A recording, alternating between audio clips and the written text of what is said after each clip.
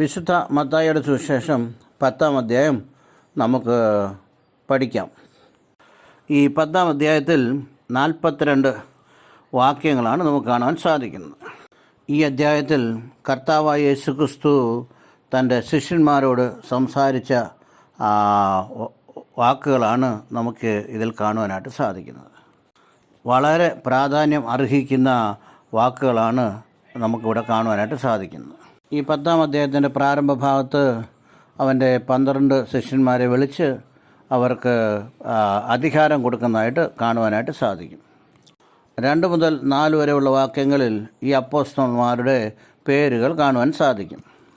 5-6 വാക്യങ്ങളിൽ കർത്താവ് യേശുക്രിസ്തുവിൻ്റെ ശിഷ്യന്മാർ കൊടുത്ത ആദ്യത്തെ മിഷൻ ഫീൽഡ്, ഇസ്രായേൽ ഗൃഹത്തിൽ കാണാതായ ആടുകളുടെ അടുത്തേക്ക് ചെല്ലുവീൻ എന്ന് പറഞ്ഞയക്കുന്നു. 7-8 വാക്യങ്ങളിൽ അവർ ഉപദേശിക്കേണ്ട ഉപദേശവും അതുപോലെ തന്നെ അവർക്ക് ശക്തി അനുഗ്രഹിക്കുന്നതായിട്ട് കാണാം. 9-10 വാക്യങ്ങളിൽ വ്യക്തിപരമായിട്ട് എങ്ങനെയാണ് വേലയ്ക്ക് വേണ്ടി റെഡിയാകേണ്ടത് എന്ന് പറഞ്ഞിരിക്കുന്നു. 11, 12, 13 വാക്യങ്ങളിൽ അവിടെ എവിടെയെങ്കിലും പട്ടണങ്ങളും ഗ്രാമത്തിലോ പ്രവേശിച്ചാൽ അവരെ അവിടെ എങ്ങനെ ആഹ്വാനിക്കണം എന്നുള്ള വിഷയത്തെക്കുറിച്ച് ആണ് എഴുതിയിരിക്കുന്നത്. 14-15 വാക്യങ്ങളിൽ അവർ എങ്ങനെ തിരസ്കരിക്കപ്പെടും, അംഗീകരിക്കാതിരിക്കുന്ന അവസ്ഥയെക്കുറിച്ച് നമുക്കവിടെ കാണുവാനായിട്ട് സാധിക്കുന്നു. 16-17 വാക്യങ്ങളിൽ നമുക്ക് കാണുവാൻ സാധിക്കുന്നത് മതബോദ്ധാക്കൾ അവരെ എന്ത് ചെയ്യുമെന്നും അവരോട് എങ്ങനെ ആയിരിക്കണമെന്നും അതുപോലെ തന്നെ ചെന്നായ്ക്കളുടെ നടുവിൽ കുഞ്ഞാടുകളെ പോലെ അയക്കുന്നു എന്നും പറഞ്ഞ് അവരെ അയക്കുന്നതായിട്ട് കാണുന്നു. 18 മുതൽ 20 വാക്യങ്ങളിൽ നാടുവാഴികളും അവർക്ക് ശത്രുക്കളായി മാറും എന്ന് പറയുന്നു. 21 വാക്യങ്ങൾ രക്തസംബന്ധം ഉള്ളവരും ശത്രുക്കളായി മാറുമെന്ന് പറയുന്നു. 22-23 വാക്യങ്ങൾ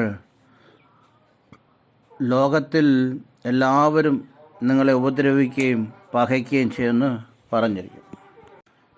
24-25 വാക്യങ്ങൾ നാം നോക്കുകയാണെങ്കിൽ ഗുരു ശിഷ്യബന്ധത്തിൽ ആരാണ് വലുത് എന്ന വിഷയം പ്രതിപാദിച്ചിരിക്കുന്നു.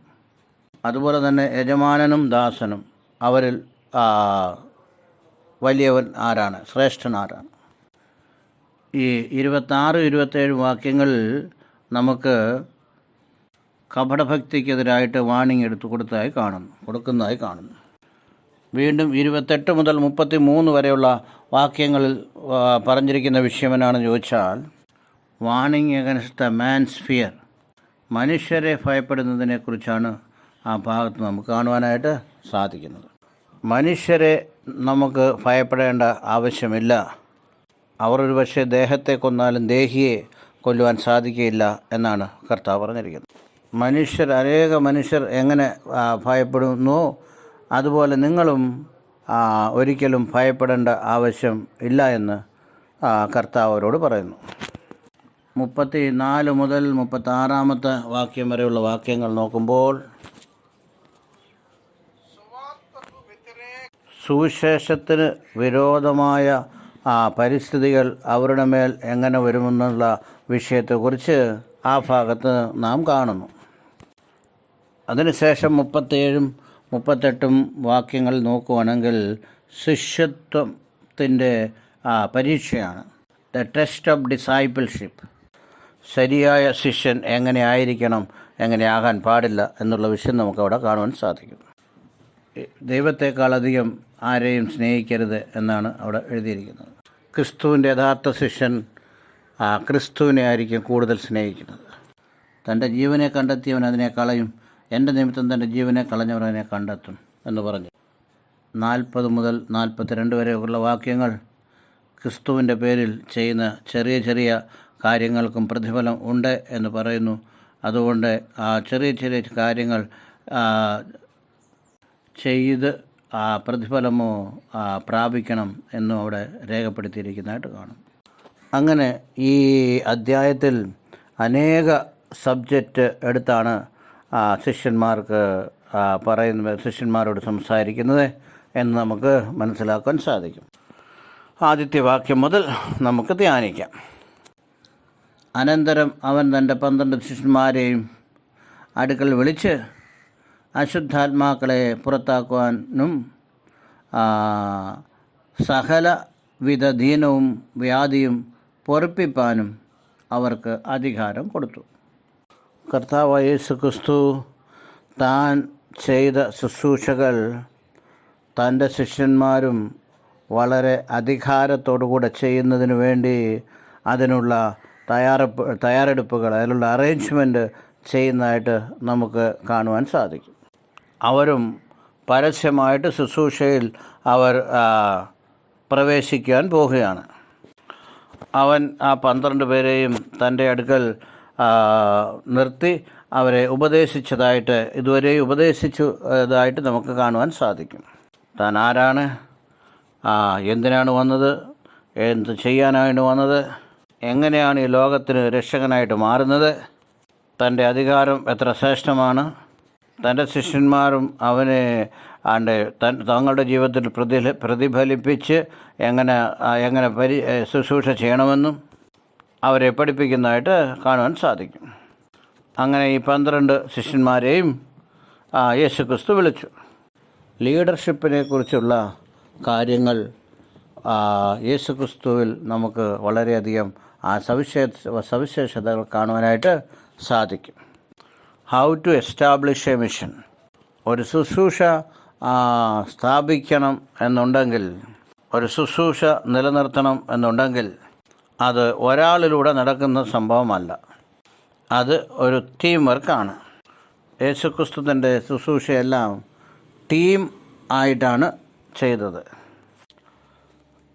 കർത്താവ് യേശുക്രിസ്തു 12 ശിഷ്യന്മാരെ സെലക്ട് ചെയ്തതായിട്ട് കാണുന്നു. തൻ്റെ മിഷൻ, ഏരിയ ഓഫ് ഓപ്പറേഷൻ, ഇത് യേശുക്രിസ്തുവിന് വളരെ കൃത്യമായിട്ടറിയാം. ആ ശിഷ്യന്മാർ എങ്ങനെ ശുശ്രൂഷ ചെയ്യണം, ആ ക്രിസ്തുവിൻ്റെ ശക്തി എങ്ങനെ ലോകത്തിന് കാണിക്കണം, ആന്തരിക സ്വഭാവം എങ്ങനെ ആത്മീയമായ രീതിയിൽ മാറണം, എങ്ങനെ എക്സ്റ്റേണൽ സ്കിൽസ് അഭിവൃദ്ധി പ്രാപിക്കണം, ഇതെല്ലാം യേശുക്രിസ്തു അവരെ പഠിപ്പിക്കുന്നതായിട്ട് കാണുന്നു. അവരെ തൻ്റെ അടുക്കൽ നിർത്തി ഇതന്നെ കൂടെ പഠിപ്പിക്കുന്നു. 12 ശിഷ്യന്മാരെ വിളിച്ചതിന് ശേഷം എല്ലാ അശുദ്ധാത്മാക്കളെയും പുറത്തിറക്കുവാനായിട്ട്, എല്ലാ രോഗങ്ങളെയും സൗഖ്യമാക്കുവാനായിട്ട്, എല്ലാ വ്യാധികളെയും സൗഖ്യമാക്കുവാനായിട്ട് അവർക്ക് അധികാരം കൊടുത്തു. പല ഓർഗനൈസേഷൻസും ഫെയിലായി പോകുവാൻ കാരണം എന്താണെന്ന് ചോദിച്ചാൽ, ശുശ്രൂഷകന്മാരെ വിളിക്കും, എന്നാൽ അധികാരം അവർക്ക് ഡിവൈഡ് ചെയ്ത് കൊടുക്കുകയില്ല. പണി ചെയ്യേണ്ട വിധികൾ മാത്രമേ പറയുള്ളൂ, റെസ്പോൺസിബിലിറ്റി കൊടുക്കും, ഉത്തരവാദിത്വം കൊടുക്കും. എന്നാൽ അവർക്ക് പലതിലും റൈറ്റ്സ്, അധികാരം കൊടുക്കാറില്ല. കൊടുക്കേണ്ടതായ റെമ്യൂണറേഷൻ കൊടുക്കുവാനായിട്ടും അവർ പരാജയമാവും. കൊടുക്കേണ്ടതായ അധികാരവും കൊടുക്കുകയില്ല. അതുകൊണ്ട് ശുശ്രൂഷകൾ അഭിവൃദ്ധി പ്രാപിക്കാറില്ല. എന്നാൽ ഇവിടെ കർത്താവ് അവൻ്റെ അധികാരം കൂടെ അവർക്ക് കൊടുത്ത് അവരെ അയക്കുന്നു. ഡെലിഗേഷൻ ഓഫ് അതോറിറ്റി വളരെ ഇമ്പോർട്ടൻ്റ് ആണത്. അധികാരം ശിഷ്യന്മാർക്ക് കൊടുത്ത് എന്ത് ചെയ്യണം, എങ്ങനെ ചെയ്യണം എന്ന് അവരെ പഠിപ്പിക്കുന്നു. അത് എവിടെയാണ് ചെയ്യേണ്ടത്, എപ്പോൾ ചെയ്യണം, എന്തുകൊണ്ട് ചെയ്യണം, ആരുടെ ഇടയിലാണ് ചെയ്യേണ്ടത്, ഇതെല്ലാം യേശുക്രിസ്തു അവരെ പഠിപ്പിക്കുന്നതായിട്ട് കാണും. ക്രിസ്ത്യാനിറ്റിയിൽ ശുശ്രൂഷയുള്ളവർ ഈ വിഷയം വളരെ പഠിച്ചിരിക്കേണ്ട കാര്യമാണ്. ഒറ്റയ്ക്കാണുള്ളതെങ്കിൽ ശുശ്രൂഷ വളരുവാനായിട്ട് സാധിക്കില്ല. ഒരു ടീമായിട്ട് എപ്പോൾ വർക്ക് ചെയ്യാൻ തുടങ്ങുന്നുവോ അപ്പോൾ മാത്രമേ അതിൻ്റെ സ്വാധീനം സമാജത്തിലേക്ക് അതിൻ്റെ സ്വാധീനം വരുള്ളൂ. അപ്പോൾ മാത്രമേ അവർ ആലോചിക്കുന്ന സ്ഥിതിയിലേക്ക് അവർ എത്തിച്ചേരുകയുള്ളൂ. യേശുക്രിസ്തു 12 പേരെ വിളിച്ച് തൻ്റെ അധികാരത്തെ അവർക്ക് കൊടുക്കുന്നതായിട്ട് കാണുന്നു. അധികാരം കൊടുക്കുന്ന ശ്രേഷ്ഠത ദൈവത്തിന് മാത്രമേ ഉള്ളൂ. ഭൂതങ്ങളുടെ മേലധികാരം, അത് ആർക്കും കൊടുക്കുന്നതല്ല, അത് എവിടെയും നമുക്ക് ലഭിക്കുന്നതുമല്ല. വ്യാധികളുടെ മേലധികാരം, രോഗങ്ങളുടെ മേലധികാരം ഇത് മനുഷ്യരല്ല കൊടുക്കുന്നത്, ഇത് ദൈവം കൊടുക്കുന്ന അധികാരമാണ്. അതുകൊണ്ട് ഈ ഡിവൈൻ പവർ, ദൈവസംബന്ധമായിട്ട് ഉള്ള ആത്മസംബന്ധമായ ശക്തി യേശു ക്രിസ്തു അവർക്ക് കൊടുക്കുന്നു. ഒരു വിഷയം ഞാൻ നിങ്ങളോടിവിടെ പറയാം. ഇങ്ങനെയുള്ള ശക്തി അവർക്ക് കൊടുത്തപ്പോൾ അത് മനുഷ്യർ മനസ്സിലാക്കാൻ സാധിക്കുമോ? അല്ലെ സാധാരണ മനുഷ്യർക്ക് അത് മനസ്സിലാക്കാൻ സാധിക്കുമോ? കാർണൽ മാൻ, പ്രാകൃത മനുഷ്യൻ, ഈ കാലത്തും ടെലിവിഷനിലോ മീഡിയയിൽ നമ്മൾ ഡിബേറ്റുകൾ കാണാറുണ്ട്. ഇത് ശരിയാണോ? എന്നാൽ ബൈബിൾ പറയുന്നു ദൈവത്തിന് സൗഖ്യമാക്കുവാനുള്ള ശക്തിയുണ്ട്. ദൈവം എവരിനെ ഉപയോഗിച്ച് സൗഖ്യം കൊടുക്കുവാനായിട്ട് ആഗ്രഹിക്കുന്നു, തീർച്ചയായും ദൈവം ആ വ്യക്തിയിലൂടെ സൗഖ്യം കൊടുക്കും. ഇത് മനുഷ്യനെ കബളിപ്പിക്കാൻ വേണ്ടി പറഞ്ഞതല്ല, ദൈവത്തിൻ്റെ വചനം അതിന് തെളിവാണ്. അതിനെ വിശ്വസിക്കുന്നവർ മാത്രമേ അതിൻ്റെ ഫലം അനുഭവിക്കുകയുള്ളൂ. വ്യക്തിപരമായിട്ട് ഇത് ആരോഗ്യകരമായ വിശ്വാസത്തിൽ ആ വിശ്വാസത്തിൽ നമ്മൾ മുന്നോട്ട് പോകേണ്ടതാണ്. 2ാം വാക്യത്തിൽ ആ 12 അപ്പോസ്തലന്മാരെ പേരുകൾ നമുക്ക് കാണുവാൻ സാധിക്കും. അപ്പോസ്തലൻ എന്ന് പറഞ്ഞാൽ അയക്കപ്പെട്ടവർ എന്നാണ് അർത്ഥം. അപ്പോസ്തോലൻ എന്ന് പറഞ്ഞാൽ അയക്കപ്പെട്ടവൻ എന്നാണ്. യേശുക്രിസ്തുവിനെ കുറിച്ച് എബ്രായർക്ക് രാసిన പത്രിക 3-ാം അധ്യായം 1-ാം വാക്യത്തിൽ ഇങ്ങനെ അപ്പോസ്തോലൻ എന്നാണ് യേശുക്രിസ്തുവിനെ കുറിച്ച് പറഞ്ഞിരിക്കുന്നത്. The one who is send by God, ദൈവത്താൽ അയക്കപ്പെട്ടവൻ. യേശുക്രിസ്തുവിനാൽ അയക്കപ്പെട്ടവരും ദൈവത്താൽ അയക്കപ്പെട്ടവരാണ്. അവരെ അപ്പോസ്തോലന്മാർ എന്ന് പറയും. ഇവർ മാത്രമാണ് അപ്പോസ്തോലന്മാർ. യേശുക്രിസ്തുവിനെ കണ്ട് യേശുക്രിസ്തുവിനെ കൂടെ ജീവിച്ച് അവനാൽ അയക്കപ്പെട്ട് അവൻ്റെ ശുശ്രൂഷ ചെയ്തവരാണ് അപ്പോസ്തലന്മാരെന്ന് പറയുന്നത്. ഇവരിൽ യൂദ ഒഴികെ ബാക്കി എല്ലാവരും പിന്നീടും സേവ ചെയ്തതായിട്ട് കാണാൻ സാധിക്കും. അവരുടെ പേരുകളാണ് എഴുതിയിരിക്കുന്നത്. അവരിൽ ഒന്നാമൻ പത്രോസ് എന്ന് അറിയപ്പെടുന്ന ശീമോന് യേശുക്രിസ്തു ഇട്ട പേരാണ് പത്രോസ് എന്ന്. എന്തിനാണെന്ന് ചോദിച്ചാൽ നീ പാറയാണ് എന്ന് ആണ് പറഞ്ഞത്. പത്രോസിനെ കേഫ എന്നും വിളിക്കും. പെട്ര, പാറക്കഷ്ണങ്ങളിൽ ഒന്നാണ് പത്രോസ്. പീസ് ഓഫ് റോക്ക് എന്നർത്ഥം. പത്രോസ് ലേഖനങ്ങളിലും എഴുതുമ്പോൾ ഇങ്ങനെയാണ് പറയുന്നത്: നമ്മൾ അവൻ്റെ അടുക്കൽ വന്ന് ജീവനുള്ള കല്ലുകളായി നമ്മൾ ദേവാലയമായി കെട്ടപ്പെടുന്നു എന്ന് കാണുന്നു. ഓരോ വിശ്വാസിയും ദൈവം നിർമ്മിക്കുന്ന ആ ദേവാലയത്തിൽ പെട്രോസ് ആണ്, ഒരു പീസാണ്, ജീവനുള്ള കല്ലുകളാണ്. ഇവിടെ പീത്തർ എന്നാണ് യേശുക്രിസ്തുവിനെ പേരിട്ടത്. അവൻ്റെ സഹോദരനായ അന്ത്രയോസ്, സെബദിയുടെ മകൻ യാക്കോബും അവൻ്റെ സഹോദരൻ തോമസും, അവൻ്റെ സഹോദരൻ യോഹന്നാൻ. യാക്കോബിൻ്റെ സഹോദരൻ തോമസ് അല്ല, യോഹന്നാൻ. പത്രോസും യാക്കോബും യോഹന്നാനും ഈ 12 പേരിൽ പ്രധാന ശിഷ്യന്മാരായിട്ട് നമുക്ക് കാണുവാൻ സാധിക്കും. ശിഷ്യത്രയം എന്ന് പറയാൻ സാധിക്കും. യായിറോസിൻ്റെ മകളെ എഴുന്നേൽപ്പിച്ചപ്പോൾ ഈ 3 പേരെയാണ് കൊണ്ടുപോയത്. മറുരൂപമലയിൽ രൂപാന്തരം വന്നപ്പോൾ ഈ 3 പേരാണ് അവനോട് കൂടെ ഉണ്ടായിരുന്നത്. അതുപോലെ തന്നെ ഗത്സമനെ തോട്ടത്തിൽ ഈ 3 പേരെ അല്പം കൂടെ മുന്നോട്ട് കൊണ്ടുപോയതായിട്ട് കാണുന്നു. ഈ 3 പേരെ പ്രത്യേകമായ പരിഗണന കൊടുത്തിട്ടുണ്ട്. അതിനുശേഷം ഫിലിപ്പോസ്, ബർത്തലോമായി, തോമസ്, ചുങ്കക്കാരൻ മത്തായി, അവനാണ് ഈ മത്തായിയുടെ സുവിശേഷ എഴുതിയത്, അൽഫായുടെ മകനായ യാക്കോബ്, തദ്ദായി, ശീമോൻ, പിന്നീട് യേശുക്രിസ്തുവിനെ കാണിച്ചു കൊടുത്ത ഇസ്കറിയോത്ത യൂദ. ഇതിൽ ഫിലിപ്പോസിൻ്റെ ശുശ്രൂഷ, ഈ ഫിലിപ്പോസിൻ്റെ ശുശ്രൂഷ യോഹന്നാൻ്റെ സുവിശേഷം 1-ാം അധ്യായം 43 മുതൽ 51 വരെയുള്ള വാക്യങ്ങളിൽ നമുക്ക് കാണുവാനായിട്ട് സാധിക്കും. ബർത്തലോമായിയെക്കുറിച്ചോ മത്തായിയെക്കുറിച്ചോ അൽഫായുടെ മകൻ യാക്കോബിനെക്കുറിച്ചോ ഖനാന്യായ ശിമോനെക്കുറിച്ചോ ഈ പുതിയ നിയമത്തിൽ അവരുടെ ശുശ്രൂഷകളെങ്ങും തന്നെ നമുക്ക് കാണുവാനായിട്ട് സാധിക്കത്തില്ല. പത്രോസിനെ കുറിച്ച് കൂടുതലായിട്ട് നമുക്ക് കാണാൻ സാധിക്കും. യാക്കോബിനെ കുറിച്ച് അപ്പോസ്തല പ്രവൃത്തി 12-ാം അധ്യായത്തിൽ ശിഷ്യന്മാരിൽ ആദ്യത്തെ രക്തസാക്ഷിയായി ശിരച്ഛേദനം ചെയ്യപ്പെട്ടതായി കാണുന്നു. യോഹന്നാൻ എല്ലാവരെക്കാട്ടും അവസാനം മരിച്ച വ്യക്തിയാണെന്ന് നമുക്ക് ബൈബിളിലൂടെ നമുക്ക് കാണാൻ സാധിക്കും. യോഹന്നാൻ സഹജമരണം ആണ് പ്രാപിച്ചതെന്ന് പറയപ്പെടുന്നു. യോഹന്നാൻ പത്മോസ് ദ്വീപിൽ ഉള്ളപ്പോഴാണ് വെളിപ്പാട് പുസ്തകം എഴുതിയത്. യോഹന്നാൻ സുവിശേഷം എഴുതി, വെളിപ്പാട് പുസ്തകം എഴുതി, 3 ലേഖനങ്ങളും എഴുതി. പത്രോസ് 2 ലേഖനങ്ങൾ എഴുതിയിട്ടുണ്ട്. പുതിയ നിയമത്തിൽ യോഹന്നാനെയും പത്രോസിനെയും അധികമായിട്ട് കാണുവാനായിട്ട് സാധിക്കും. എന്നാൽ പ്രത്യേകിച്ച് മത്തായിയെക്കുറിച്ചോ തത്തായെക്കുറിച്ചോ അതുപോലെ തന്നെ ശിമോനെക്കുറിച്ചോ അൽഫായുടെ മകൻ യാക്കോബിനെക്കുറിച്ചോ തോമസിനെക്കുറിച്ചോ ദൈവത്തിൻ്റെ പുതിയ നിയമത്തിൽ ഒന്നും തന്നെ കാണുവാനായിട്ട് സാധിക്കുന്നില്ല. എന്നാൽ തോമസിനെക്കുറിച്ച് നമുക്കെല്ലാവർക്കും അറിയാം. കാരണം അവൻ ഭാരതത്തിൽ വരികയും ഭാരതത്തിൽ വെച്ചാണ് അവനെ കൊല്ലുകയും ചെയ്തത്. ഇന്ത്യക്കാരെ നമുക്ക് തോമസിനെക്കുറിച്ച് ഒരു ചരിത്രം നമുക്കറിയാം.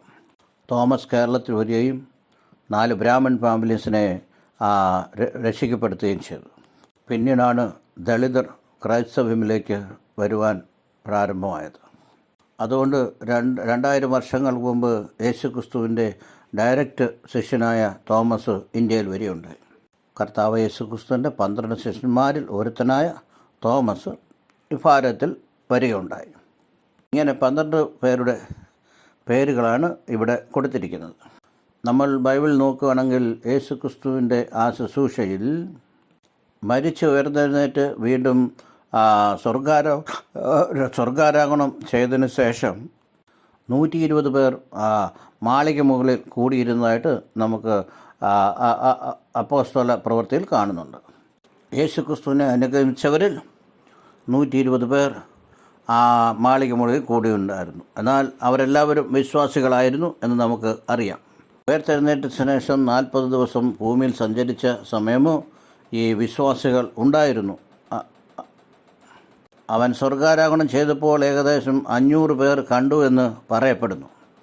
500 പേർ കണ്ടപ്പോഴും 120 പേർ മാത്രമേ ആ മാളിക മുകളിൽ പ്രാർത്ഥനയ്ക്ക് വേണ്ടി കടന്നു വന്നുള്ളൂ. പെന്തക്കോസ് ദിനത്തിൽ പരിശുദ്ധാത്മാവ് അവരുടെ മേൽ വന്നപ്പോൾ 120 പേരെയാണ് അവിടെ കാണുവാൻ സാധിക്കുന്നത്. കർത്താവ് യേശുക്രിസ്തുവിൻ്റെ 12 ശിഷ്യന്മാർ അവർ അപ്പോസ്തലന്മാരാണ്. ആ 12 പേരല്ലാതെ അനേകർ യേശുക്രിസ്തുവിനെ അനുഗമിച്ചതായിട്ട് കാണുന്നു. അനേക കുടുംബങ്ങൾ അവൻ ദർശിക്കുകയുണ്ടായി. യായിറോസിൻ്റെ കുടുംബം മകളെ ഓർത്തതിന് ശേഷം തീർച്ചയായും യേശുക്രിസ്തുവിൽ വിശ്വസിച്ച് കാണും. അതുപോലെ തന്നെ ലാസറിൻ്റെ കുടുംബം, അവൻ്റെ ശുശ്രൂഷയിൽ അനേക കുടുംബങ്ങൾ കൂടെ അനുഗ്രഹിക്കപ്പെട്ടതായി വചനത്തിൽ കാണുന്നു. എന്നാൽ അനേകർ അനുഗമിച്ച അനേകർ ഉണ്ടായിരുന്നു യേശുക്രിസ്തുവിൻ്റെ ശുശ്രൂഷയിൽ. എന്നാൽ ഈ 12 പേർക്കാണ് അപ്പോസ്തലന്മാരെന്ന് പറയുന്നത്. അവർക്കാണ് യേശുക്രിസ്തു അധികാരം കൊടുത്ത് അയച്ചത്. അവരെ സുവിശേഷന്മാരായി അഭിഷേകിച്ച് അയച്ചു. ദുഷ്ടാത്മശക്തികളുടെ മേൽ അധികാരം കൊടുത്ത് അവരെ അയച്ചു. വ്യാധികളുടെ മേലും രോഗങ്ങളുടെ മേലും അധികാരം കൊടുത്ത് അവരെ അയച്ചു. ഇത് ദൈവത്തിൻ്റെ അധികാരമാണ്. ആ ദൈവത്തിൻ്റെ അധികാരം യേശുക്രിസ്തു അവർക്കും കൊടുത്തു. അവർ സാധാരണ മനുഷ്യരായിരുന്നു എങ്കിലും അവർ ആ അധികാരം പ്രാപിച്ച് പോയതായിട്ട് കാണുന്നു. ആ അധികാരം അവരിൽ തന്നെ നിന്നിരുന്നു. ഈ 12 പേരെ അയച്ചപ്പോൾ ഒരു നല്ല മിഷൻ ഫീൽഡ് അവർക്ക് കൊടുത്തായിട്ട് കാണുന്നു. അവിടെ എവരെയാണ് ശുശ്രൂഷ ചെയ്യേണ്ടത്? അവരുടെ ആദ്യത്തെ ശുശ്രൂഷ മണ്ഡലം മത്തായിയുടെ സുവിശേഷം 10-ാം അധ്യായം വായിക്കുമ്പോൾ, ഇസ്രായേൽ ഗൃഹത്തിൽ കാണാതെ പോയ ആടുകളുടെ അടുക്കിലേക്ക് തന്നെ ചെല്ലുവീൻ, ശമരിയക്കാരുടെ പട്ടണത്തിൽ കടക്കരുത്, അന്യജാതിക്കാരുടെ ഇടയിൽ പോകരുത്, ഇസ്രായേൽ ഗോത്രക്കാരുടെ ഇടയിലേക്ക് തന്നെ പോകുക, അവിടെ ഇടയിൽ നശിക്കുന്ന ആടുകളുണ്ട്, പോയി സ്വർഗരാജ്യം സമീപിച്ചിരിക്കുന്നു എന്ന് പ്രസംഗിക്കുവാൻ പറഞ്ഞു. വിശേഷം അറിയിക്കുക, അതുപോലെ തന്നെ അത്ഭുത കാര്യങ്ങൾ ചെയ്യുക. ഇത് രണ്ടും കലർത്തിയാണ് അവർ ശുശ്രൂഷ ചെയ്തത്. 5-ാം വാക്യം മുതൽ 15-ാമത്തെ വാക്യം വരെ നോക്കുകയാണെങ്കിൽ അതാണ് നമുക്ക് കാണാൻ സാധിക്കുന്നത്. യേശുക്രിസ്തുവിൻ്റെ സുവിശേഷം അറിയിക്കുന്നതോടൊപ്പം തന്നെ ഭൂതങ്ങളെ പുറത്താക്കുന്ന ശുശ്രൂഷയും രോഗങ്ങൾ സൗഖ്യമാക്കുന്ന ശുശ്രൂഷയും അപ്പോസ്തലന്മാരുടെ സമയത്തും അത് കണ്ടിന്യൂ ചെയ്തതായിട്ട് കാണുവാൻ സാധിക്കും. എന്നാൽ ഇപ്പോൾ ഇതിനെ അനേകർ ഒപ്പോസ് ചെയ്യുകയും അത് തെളിയിക്കണം എന്ന രീതിയിൽ മാറുകയും ചെയ്തു സമാജം. ഇസ്രായേൽ ഗ്രഹത്തിലേക്ക് തന്നെയാണ് പോകാനായിട്ട് പറഞ്ഞത്. കാരണം അവൻ തൻ്റെ സ്വന്തം ഗ്രഹത്തിലേക്കാണ് ആദ്യം വന്നത്. അന്നുള്ള ഇസ്രായേൽ മക്കൾ അവനെ തിരസ്കരിച്ചതിന് ശേഷം അന്യജാതികളിലേക്ക് ഈ സുവിശേഷം വ്യാപിച്ചു. സ്വന്തം മനുഷ്യർക്ക് വേണ്ടിയാണ് യേശു ക്രിസ്തു വന്നത്. ഇസ്രായേൽ ഗ്രഹത്തിലേക്കാണ് വന്നത്. അവർ തിരസ്കരിച്ചതായി നാം കാണുന്നു. അങ്ങനെ തിരസ്കരിക്കും എന്നുള്ളത് മുൻകൂട്ടി ദൈവത്തിന് അറിയാമായിരുന്നു. അവർ തിരസ്കരിച്ചതുകൊണ്ട് ആ രക്ഷ ഭാഗ്യം അന്യജാതിക്കാർക്ക് ലഭിച്ചു. അപ്പോസ്തലൻ പൗലോസ് റോമ സഭയ്ക്ക് എഴുതിയത് അങ്ങനെയാണ്. യഹൂദന്മാർ സ്വാഭാവിക ഒലുവാണ്. അവർ അവിശ്വാസത്താൽ അവർ ഒടിഞ്ഞുപോയി. നമ്മൾ കാട്ടൊലുവായിരുന്നു. അന്യജാതിക്കാരായിരുന്ന എല്ലാവരും കാട്ടൊലുകളായിരുന്നു. നമ്മൾ വിശ്വാസം മൂലം ഒട്ടിക്കപ്പെട്ടു. അവർ വിസർജിക്കപ്പെട്ടത് അന്യജാതികൾക്ക് അനുഗ്രഹമാണെങ്കിൽ അവരെ വീണ്ടും ഒട്ടിക്കുക എന്നത് വളരെ ശ്രേഷ്ഠമായ കാര്യമാണ്. ഇസ്രായേൽ പ്രജലിനെ വീണ്ടും തിരികെ ദൈവത്തിൽ ഒട്ടിക്കും 1000 ആണ്ട് വാഴ്ചയിൽ. ഇസ്രായേൽ മക്കളുടെ ഭവിഷ്യത്തും അതുപോലെ തന്നെ അവരെക്കുറിച്ചുള്ള ഭാവിയിലേക്കുള്ള പ്രവചനങ്ങൾ നമ്മൾ നോക്കുകയാണെങ്കിൽ ബൈബിൾ നമുക്ക് വളരെ ഈസിയായിട്ട് നമുക്ക് മനസ്സിലാക്കാൻ സാധിക്കും. അബ്രഹാം മുതൽ അബ്രഹാമിൽ പ്രാരംഭിച്ച് ഇസ്രായേൽ മക്കളെ ദൈവം എങ്ങനെ നടത്തിയെന്നും അവരെ എങ്ങനെ ദൈവം പ്രൊട്ടക്റ്റ് ചെയ്തെന്നും അവരെ സൂക്ഷിച്ചെന്നും ദൈവത്താൽ എങ്ങനെ അവർ ശിക്ഷിക്കപ്പെട്ടെന്നും അവർക്ക് വേണ്ടി രക്ഷകൻ എങ്ങനെയാണ് വന്നതെന്നും രക്ഷകനെ അവർ തിരസ്കരിച്ചതുകൊണ്ട് സഭ എങ്ങനെ വളർന്നുവെന്നും അന്യജാതിക്കാർക്ക് അതിൽ എങ്ങനെ പ്രവേശനം ലഭിച്ചുവെന്നും ഇതെല്ലാം നമുക്ക് മനസ്സിലാക്കാൻ സാധിക്കും. മഹാപീഡനകാലത്ത് യേശുക്രിസ്തുവിനെ മെസ്സയാണെന്ന് അവർ അംഗീകരിക്കും. അപ്പോൾ വരെയും അവരുടെ കണ്ണുകൾ അന്ധകാരമായിരിക്കും. അതുകൊണ്ട് ശിഷ്യന്മാരെ ആദ്യമായിട്ട് യഹൂദന്മാരുടെ അടുത്തേക്കാണ് യേശുക്രിസ്തു അയച്ചത്. 5-ാം വാക്യം. ഈ 12 പേരെയും യേശുക്രിസ്തു അയക്കുമ്പോൾ അവരോട് ആജ്ഞാപിച്ചെന്നാൽ ജാതികളുടെ അടുക്കൽ പോകാതെയും ശമര്യക്കാരുടെ പട്ടണത്തിൽ കടക്കാതെയും ഇസ്രായേൽ ഗ്രഹത്തിലെ കാണാതെ പോയ ആടുകൾക്ക് അടുക്കൽ ചെല്ലുവീൻ. നിങ്ങൾ പോകുമ്പോൾ സ്വർഗരാജ്യം സമീപിച്ചിരിക്കുന്നു എന്ന് ഘോഷിപ്പീൻ. അവർക്കാദ്യമേ സുവിശേഷം അറിയിക്കാൻ പറയുന്നു. അതവർ വിശ്വസിക്കേണ്ടതിന് രോഗികളെ സൗഖ്യമാക്കുവീൻ, മരിച്ചവരെ ഉയർപ്പിപ്പീൻ, കുഷ്ഠരോഗികളെ ശുദ്ധരാക്കുവീൻ, ഭൂതങ്ങളെ പുറത്താക്കുവീൻ, സൗജന്യമായി നിങ്ങൾക്ക് ലഭിച്ചത് സൗജന്യമായി കൊടുപ്പീൻ.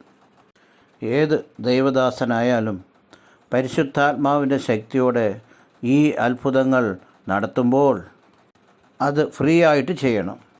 പ്രതിഫലം ആശിക്കാൻ പാടില്ല. അത് ഫ്രീ ആയിട്ട് കൊടുക്കുന്നില്ലെങ്കിൽ, പ്രതിഫലം ആശിക്കുന്നെങ്കിൽ അവൻ ദൈവത്തിൻ്റെ മകനല്ല. അത് ദൈവത്തിൻ്റെ പദ്ധതിയുമല്ല. സൗജന്യമായി ലഭിച്ചത് സൗജന്യമായി കൊടുപ്പീൻ. ഈ അധികാരം പ്രാപിക്കുവാനായിട്ട് അവർ അതിന് ഒന്നും കൊടുത്തല്ല, അത് മേടിച്ചതല്ല, അവർ അതിന് കഷ്ടപ്പെട്ടതുമില്ല. അത് കൃപയാൽ അവർക്ക് ലഭിച്ച അധികാരമാണ്. എന്നാൽ അനേകർ അതിലൂടെ നന്മ പ്രാപിക്കാറുണ്ട്, പ്രതിഫലം മേടിക്കാറുണ്ട്. നന്മയ്ക്ക് പകരം വീണ്ടും നിങ്ങൾ നന്മ ആഗ്രഹിക്കരുത് എന്നാണ് യേശുക്രിസ്തു പറഞ്ഞത്. സൗജന്യമായി കിട്ടിയത് സൗജന്യമായി കൊടുക്കാൻ പറഞ്ഞപ്പോൾ ദൈവത്തിൻ്റെ ശുശ്രൂഷയെ ഒരിക്കലും കച്ചവടമാക്കരുത്. ദൈവ ശുശ്രൂഷ ഒരിക്കലും കച്ചവടമാക്കാൻ പാടില്ല. അത് അവരോട് സ്ട്രെയിറ്റായിട്ട് തന്നെ പറഞ്ഞതായിട്ട് കാണുന്നു. ആ ദിവസങ്ങളിലുള്ള മഹാപുരോഹിതന്മാരായിരുന്നുവെങ്കിൽ they would have made money by this ministry. ഈ ശുശ്രൂഷയിലൂടെ അവർ പണമോ സമ്പാദിക്കുമായിരുന്നു. ചില്ലറ കൊടുത്ത് പണം സമ്പാദിച്ചവരാണ് അവർ. യാഗം കഴിക്കുന്നതിലൂടെ അവർ പണം സമ്പാദിച്ചു. ദൈവം അത് അംഗീകരിച്ചില്ല. കർത്താവ് യേശുക്രിസ്തു ദേവാലയത്തെ ശുദ്ധീകരിച്ചപ്പോൾ ചാട്ടവാർ കൊണ്ട് അടിച്ച് എല്ലാവരെയും പുറത്താക്കി. എൻ്റെ ആലയത്തെ കള്ളന്മാരുടെ ഗുഹയാക്കി തീർത്തു എന്ന് പറഞ്ഞു. ഈ പുതിയ നിയമസഭയിലോ ദൈവത്തിൻ്റെ ദാസന്മാർ അറിഞ്ഞിരിക്കേണ്ട കാര്യം എന്നാണെന്ന് ചോദിച്ചാൽ, ദൈവത്താൽ അയക്കപ്പെട്ടവർക്ക് ദൈവം വാക്യ ഉപദേശത്തോടു കൂടെ അനേകമായ കൃപ വരങ്ങൾ കൂടെ കൊടുക്കും. അതിനെ നമ്മൾ കച്ചവടമാക്കരുത്. അതുകൊണ്ട് വ്യാപാരം ചെയ്യാൻ പാടില്ല, അത് വ്യാപാരമായിട്ട് മാറ്റാൻ പാടില്ല എന്നാണ് കർത്താവ് പറഞ്ഞിരിക്കുന്നത്. രോഗികളെ സൗഖ്യമാക്കുക, എന്നാൽ സൗജന്യമായിട്ട് അവർക്ക് സൗഖ്യം കൊടുക്കുക. മരിച്ചവരെ ഉയർപ്പിക്കുക. ഇപ്പോൾ ഈ വാക്യങ്ങൾ ഒരവിശ്വാസി കേൾക്കുന്നു എന്നിരിക്കട്ടെ. ഉടനെ ചോദിക്കും, നിങ്ങൾ ദൈവത്തിൻ്റെ മക്കളാണല്ലോ, കർത്താവ് നിങ്ങളെ ശുശ്രൂഷയ്ക്ക് പോകുവാനായിട്ട് പറഞ്ഞല്ലോ, നിങ്ങൾ സുവിശേഷം അറിയിക്കുന്നു, നിങ്ങളും രോഗികളെ സൗഖ്യമാക്കുക, നിങ്ങളും മരിച്ചവരെ ഉയർപ്പിക്കുക, നിങ്ങളും കുഷ്ഠരോഗമുള്ളവരെ അശുദ്ധി ചെയ്യുക, നിങ്ങളും ഭൂതങ്ങളെ പുറത്താക്കുക. ഇത് ഒരാൾ ചോദിക്കുമ്പോൾ പറയുമ്പോൾ നടക്കുന്ന സംഗതികളല്ല. ഇതൊരു മാജിക്കല്ല. ഇത് മാജിക്ക് കാണിക്കുന്ന പോലെ ചെയ്യാൻ സാധിക്കില്ല. ഇത് കൺകെട്ടല്ല, ഇത് കണ്ണുകെട്ടുകല്ല, മാജിക്കല്ല. ഇത് ദൈവം കൊടുത്ത കൃപയാണ്. It is the power of God. ദൈവം ആരുടെ മേൽ കരുണ കാണിക്കുന്നുവോ അവരെ സൗഖ്യമാക്കുവാനായിട്ട് ദൈവത്തിൻ്റെ ദൈവത്തിൻ്റെ ശുശ്രൂഷകരെ ഉപയോഗിക്കും. വിശ്വസിക്കുന്നവരെ സൗഖ്യമാക്കാൻ, കർത്താവ് കരുണ കാണിക്കുന്നവരെ വിമോചിക്കുവാൻ വേണ്ടി ഈ ശുശ്രൂഷകന്മാരിലൂടെ സുവിശേഷം അറിയിക്കുക, അതുപോലെ തന്നെ പ്രാർത്ഥന നടത്തുക, ഇങ്ങനെയുള്ള ശുശ്രൂഷകൾ ചെയ്യിപ്പിക്കുന്നു. ഈ വിവിധ ശുശ്രൂഷകൾ നമ്മൾ മനസ്സിലാക്കണം. അത് ദൈവത്തിൻ്റെ അധികാരത്താൽ നടക്കുന്നതാണ്. അത് മനുഷ്യരുടെ ആശ കൊണ്ട് നടക്കുന്നതല്ല. അതിന് പൂർണ്ണമായിട്ടുള്ള ഉത്തരവാദിത്വം ദൈവത്തിൻ്റെ തന്നെയാണ്. എന്നാൽ ദൈവം തരുന്ന വരം അനുസരിച്ച് ആരാണ് സ്വസ്ഥത പ്രാപിക്കേണ്ടത്, സൗഖ്യം പ്രാപിക്കേണ്ടത് എന്ന് പരിശുദ്ധാത്മദൈവം അവന് വെളിപ്പെടുത്തും. പരിശുദ്ധാത്മാവ് എവരെയാണ് തൊടുന്നതോ അവർ മാത്രമേ സൗഖ്യം പ്രാപിക്കുകയുള്ളൂ. അത് ദൈവത്തിൻ്റെ കാര്യമാണ്. അത് മനം ഓർമ്മിക്കണം. 9-ാം വാക്യം, അതിൻ്റെ പ്രിപ്പറേഷൻ. മടി ശീലയിൽ പൊന്നും വെള്ളിയും ചെമ്പും വഴിക്ക് പൊക്കണവും രണ്ടുടുപ്പും ചെരുപ്പും വടിയും കരുതരുത്. വേലക്കാർ തൻ്റെ ആഹാരത്തിന് യോഗ്യരുള്ളൂ. ഇത് ലോകത്തിന് വിരോധമാണിത്. യേശുക്രിസ്തുവിൻ്റെ ഉപദേശം എപ്പോഴും വളരെ സ്ട്രെയിറ്റ് ആയിരിക്കും. എവിടെയെങ്കിലും ഒരു വില്ലേജിൽ ഒരു സ്ഥലത്തേക്ക് പോകണമെങ്കിൽ ഒരു സൂട്ട് കേസ് നമ്മൾ റെഡി ചെയ്യും. അതിനകത്ത് യാത്രയ്ക്ക് ആവശ്യമായ എല്ലാ കാര്യങ്ങളും അതിൽ വയ്ക്കാറുണ്ട്. ഈവൻ പൈസയും വയ്ക്കാറുണ്ട്. ആ യാത്രയ്ക്ക് വേണ്ടുന്ന എല്ലാം നമ്മൾ ഒരുക്കി വഴിയിൽ ആവശ്യമായ ഭക്ഷണവും റെഡി ചെയ്ത് കൊണ്ടുപോകും. എന്നാൽ കർത്താവ് യേശുക്രിസ്തു പറയുന്നു, നീ നിനങ്ങൾക്ക് വേണ്ടി ഒന്നും തന്നെ ഒരുക്കേണ്ട ആവശ്യമില്ല. ശുശ്രൂഷയിലേക്ക് വരുന്ന ഒരു വ്യക്തി ആദ്യമായിട്ട് പഠിക്കേണ്ട വിഷയം എന്ന് ചോദിച്ചാൽ അവൻ മൂലമല്ല ജീവിക്കുന്നത്, ദൈവമാണ് അവനെ നടത്തുന്നത് എന്ന് വിശ്വസിക്കണം. അവൻ ദൈവത്താലാണ് പോഷിക്കപ്പെടുന്നതെന്ന് പ്രാഥമിക സത്യം അറിയുന്നവർക്ക് മാത്രമേ വേല ചെയ്യുവാനായിട്ട് സാധിക്കുകയുള്ളൂ. കഴിപ്പ്, കിടപ്പ്, വസ്ത്രം ഇതെല്ലാം ദൈവത്തിൻ്റെ ഉത്തരവാദിത്തമാണ്. എൻ്റെ ആരോഗ്യവും ദൈവത്തിൻ്റെ ഉത്തരവാദിത്തമാണ്. ശുശ്രൂഷ എന്ന് പറഞ്ഞാൽ it's a complete surrender to his authority. അവൻ്റെ അധികാരത്തിൻ്റെ മുമ്പിൽ നമ്മളെ പൂർണ്ണമായി സമർപ്പിക്കുക എന്നത് ഭൗതികമായ പ്രിപ്പറേഷൻ അത് നമ്മൾക്കാവശ്യമില്ല. ഏത് പട്ടണത്തിലോ ഗ്രാമത്തിലോ കടക്കുമ്പോൾ അവിടെ യോഗ്യൻ ആരെന്ന് അന്വേഷിപ്പീൻ, പുറപ്പെട്ടു വരുമ്പോഴും അവിടെ തന്നെ പാർപ്പീൻ. നിങ്ങൾ പോയി അവൻ്റെ വീട്ടിൽ താമസിക്കുക. യേശുക്രിസ്തു ശുശ്രൂഷയുടെ ഒരു മോഡലാണ് അവിടെ പറയുന്നത്. യേശുക്രിസ്തുവിൻ്റെ ശിഷ്യന്മാരെ എങ്ങനെയാണ് അയക്കുന്നത് നോക്കണം. അവിടെ യോഗ്യൻ ആരെന്ന് അന്വേഷിപ്പീൻ, അവിടെ താമസിക്കുക. അവിടെയാണ് നിങ്ങൾ താമസിക്കേണ്ടത്. ആ വീട്ടിൽ പ്രവേശിക്കുമ്പോൾ നിങ്ങൾ അതിന് വന്ദനം എന്ന് പറയണം. വീട്ടിന് യോഗ്യത ഉണ്ടെങ്കിൽ നിങ്ങളുടെ സമാധാനം അതിന്മേൽ വരട്ടെ. യോഗ്യതയില്ല എന്ന് വരികിൽ ആ സമാധാനം നിങ്ങളിലേക്ക് മടങ്ങി വരട്ടെ. ആരെങ്കിലും നിങ്ങളെ കൈക്കൊള്ളാതെയും നിങ്ങളുടെ വാക്കുകളെ കേൾക്കാതെയും ഇരുന്നാൽ ആ വീടോ പട്ടണമോ വിട്ടുപോകുമ്പോൾ നിങ്ങളുടെ കാലിലെ പൊടി തട്ടിക്കളവീൻ. ന്യായവിധി ദിവസത്തിൽ ആ പട്ടണത്തേക്കാൾ സോദോമരുടെയും ഗൊമോരുടെയും ദേശത്തിന് സഹിക്കാതാവും എന്ന് ഞാൻ സത്യമായിട്ടും നിങ്ങളോട് പറയുന്നു. യേശു എന്നെ അയച്ചിരിക്കുന്നു എന്ന് പറയുമ്പോൾ ആരാണ് അവനെ ചേർത്ത് കൊള്ളുന്നത്? അവനാണ് എൻ്റെ വിശ്വാസി. Best example സക്കായിയാണ്. സക്കായിയോട് യേശു ക്രിസ്തു പറഞ്ഞ വാക്കെന്നാണെന്ന് ചോദിച്ചാൽ, ലൂക്കോസിൻ്റെ സുവിശേഷം 19 അധ്യായത്തിൽ, ഇന്ന് ഞാൻ നിൻ്റെ വീട്ടിൽ താമസിക്കേണ്ടതാകുന്നു. It is ordered by God. അത് ദൈവം നിർണയിച്ചതാണ്. It is ordered by God. ദൈവമാണത് ആജ്ഞാപിച്ചത്. ഇന്ന് നിന്നോട് കൂടെ വസിക്കേണ്ടതാകുന്നു. സക്കായി ബന്ധപ്പെട്ടിറങ്ങി അവനെ ആഹ്വാനിക്കുന്നതായിട്ട് കാണുന്നു. സക്കായി പാപിയായ ഒരു മനുഷ്യനായിരുന്നു. ചുങ്കം പിരിക്കുമ്പോൾ അക്രമമായിട്ട് പിരിച്ചവനായിരുന്നു. അവൻ ഉപേക്ഷിച്ചു. അതുകൊണ്ട് മാനസാന്തരം പ്രാപിച്ചവൻ എപ്പോഴും മാറുമനസ്സ് പ്രാപിച്ചവൻ്റെ മറുപടി നൽകുകയുള്ളൂ. നിങ്ങൾ പ്രവേശിക്കുമ്പോൾ ആരെങ്കിലും നിന്നെ ചേർത്ത് കൊണ്ടാൽ അവർ വിശ്വാസികളാണ്, അതെൻ്റെ ആൾക്കാരാണ്, അവിടെ തന്നെ താമസിക്കണം. അവർ തരുന്നത് തിന്നുക. ഒന്നും അവരോട് ചോദിക്കരുത്. അവരെന്താണ് തരുന്നത് അത് തിന്നുക. അല്ലാതെ അത് തരിക ഇത് തരിക എന്ന് ഒരിക്കലും പറയാൻ പാടില്ല.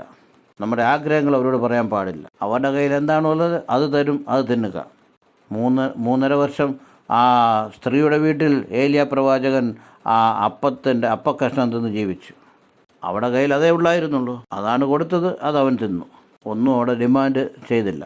നീ പോയി ഒരു കോഴിയെ കൊന്ന് വകവച്ച് തരിക എന്ന് അവൻ പറഞ്ഞില്ല. കർത്താവ് എന്താണ് പറയുന്നത്? ശിഷ്യന്മാർ ഈ വിഷയമെല്ലാം ഉപേക്ഷിക്കണം. തന്നെ ഉപേക്ഷിക്കണം. തൻ്റെ ശരീരത്തോടുള്ള സ്നേഹവും ആഹാരത്തോടുള്ള ആഗ്രഹവും അതൊന്ന് ഉപേക്ഷിക്കണം. ദൈവം നിന്നെ എവിടെയാണ് നിർത്തുവാൻ ആഗ്രഹിക്കുന്നത് അവിടെ തന്നെ നീ താമസിക്കണം, അവിടെ ഉണ്ടാകണം. ദൈവം തരുന്നത് നീ ധരിക്കുവാനായിട്ട് ഇഷ്ടപ്പെടണം. ദൈവം നിനക്ക് എന്ത് തന്നാലും അത് തിന്നുവാൻ വേണ്ടി നീ ഇഷ്ടപ്പെടണം. Just like a military officer. യുദ്ധത്തിൻ്റെ സമയത്ത് ഒരു മിലിറ്ററി അധികാരിക്ക് ഗവൺമെൻറ് ആ സോഴ്സസ് അതുമാത്രമേ അവർക്ക് ലഭിക്കുവാനായിട്ട് ചാൻസ് ഉള്ളൂ. അതുതന്നെയാണ് സുവിശേഷം അറിയിക്കുന്നവർക്കും അവിടെയും സ്ഥിതി. ഏത് പട്ടണത്തിലും അല്ലെങ്കിൽ വീട്ടിലും ചെന്നാൽ അവിടെ യോഗ്യനായുള്ളവൻ ആരാണെന്ന് അന്വേഷിപ്പീൻ. അവിടെ ചെന്ന് അവരോടുകൂടെ പാർപ്പീൻ. യോഗ്യതയുള്ളവൻ ആരാണെന്ന് അറിഞ്ഞ് അവൻ്റെ അടുക്കലേക്ക് പോകുക. യോഗ്യൻ്റെ വീട്ടിൽ താമസിക്കുക. അവർ തരുന്നത് ഭക്ഷിക്കുക. മനസ്സിലാവുന്നുണ്ടോ? അവിടെ തന്നെ താമസിക്കണം. അവിടെ നിന്നുകൊണ്ട് വേണം നീ സുവിശേഷം അറിയിക്കേണ്ടത്. ഒരുപക്ഷേ പട്ടണത്തിലുള്ള എല്ലാവരും നിങ്ങളെ ബഹിഷ്കരിക്കുന്നുവെങ്കിൽ, തിരസ്കരിക്കുന്ന സ്ഥിതി വന്നുവെങ്കിൽ അവിടെ നിന്ന് മറ്റൊരിടത്തേക്ക് പോകുക. ഒരു വീട് തിരസ്കരിച്ചാലും, ഒരു പട്ടണം തിരസ്കരിച്ചാലും, ഒരു ഗ്രാമം തിരസ്കരിച്ചാലും ഭയപ്പെടേണ്ട കാര്യമില്ല. അത് നിൻ്റെ പണിയല്ല. അവർ എന്നെയാണ് ഉപേക്ഷിച്ചത്, എന്നെയാണ് അവർ തിരസ്കരിച്ചത്. നിങ്ങളെ ഉപേക്ഷിച്ചു എങ്കിൽ എന്നെയും ഉപേക്ഷിച്ചു. അതുകൊണ്ട് നിങ്ങളുടെ പണി എന്നാണെന്ന് ചോദിച്ചാൽ ആ പട്ടണം വിട്ട് മറ്റൊരു പട്ടണത്തിലേക്ക് പോവുക.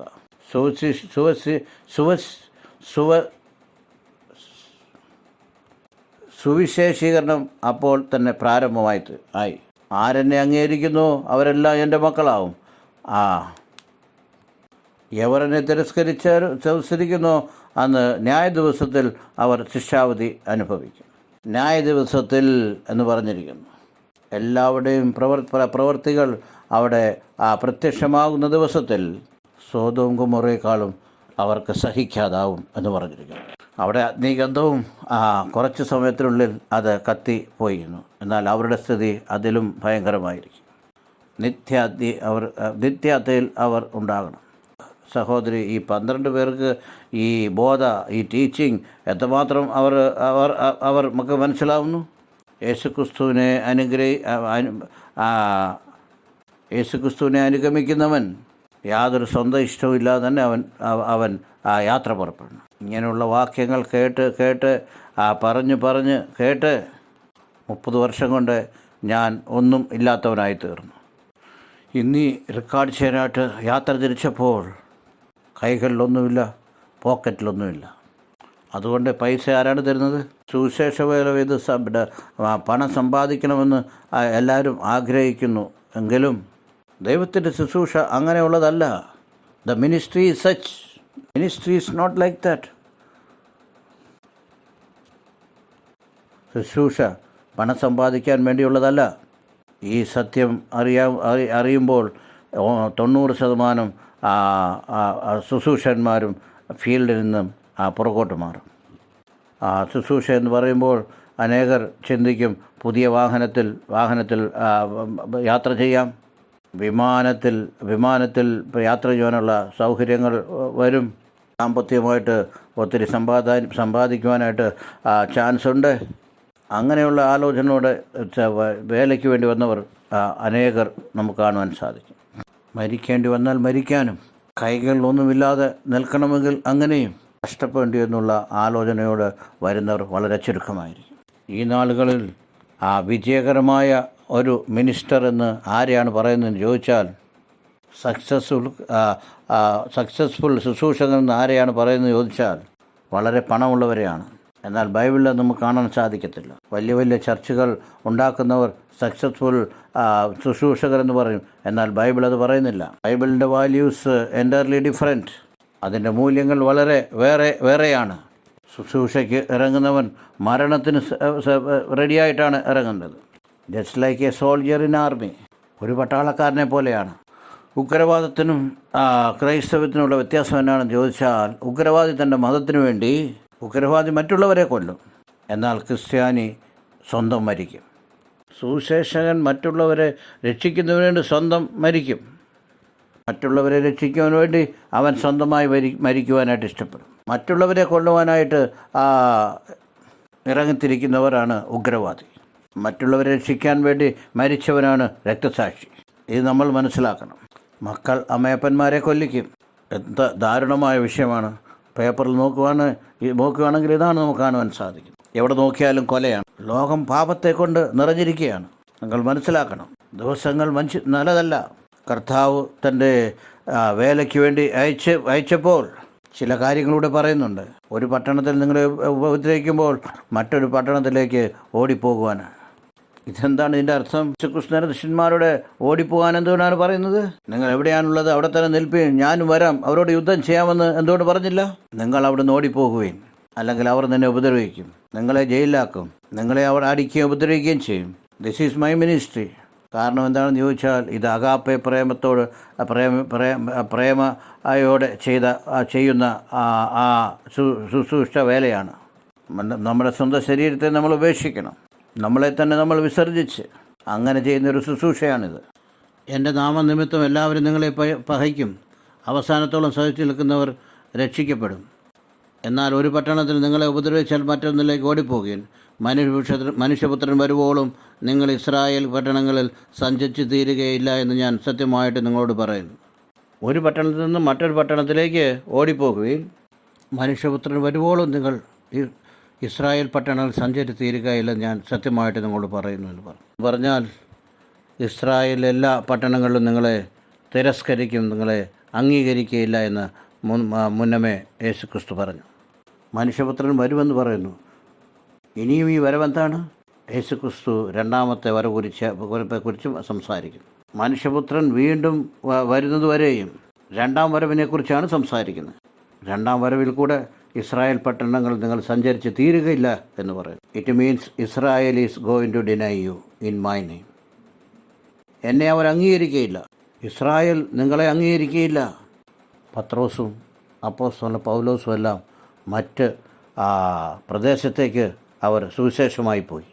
ശിഷ്യന്മാരും സുവിശേഷമായി ചിതറിപ്പോയി. AD 70 സഭ ലോകം മൊത്തം വ്യാപിച്ചു.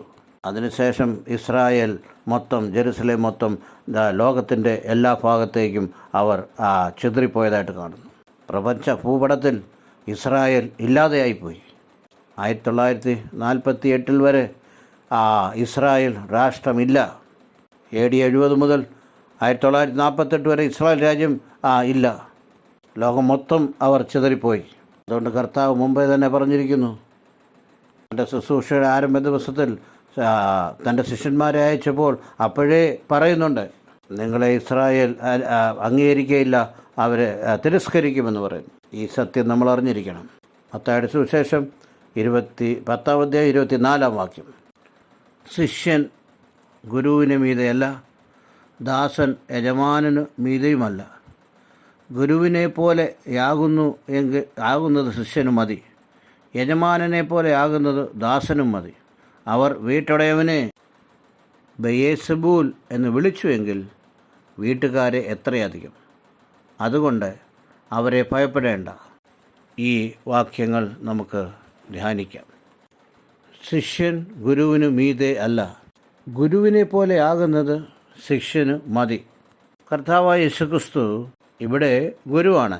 ഇവിടെ അവൻ യജമാനനാണ്. അവൻ്റെ ശിഷ്യന്മാർ, അവൻ്റെ മക്കൾ, അവനെ അനുഗമിക്കുന്നവർ അവനേക്കാൾ ഒരിക്കലും മീതെ ഉള്ളവനല്ല. കർത്താവായ യേശുക്രിസ്തു ഗുരുവിനും അതുപോലെ തന്നെ യജമാനനും ആയിട്ടുള്ള ശ്രേഷ്ഠതയേക്കാൾ അധികമായിട്ട് അല്ലെങ്കിൽ മുന്നോട്ട് മറ്റാരും വരികയില്ല എന്ന് പറയുന്നു. അവർ വീട്ടുടയവരെ ബെയേൽസെബൂൽ എന്ന് വിളിച്ചുവെങ്കിൽ വീട്ടുകാരെ എത്രയധികം അവരെയും അങ്ങനെ വിളിക്കുമെന്നാണ് കർത്താവായ യേശുക്രിസ്തു പറയുന്നത്. അവരും അതുതന്നെയാണ്.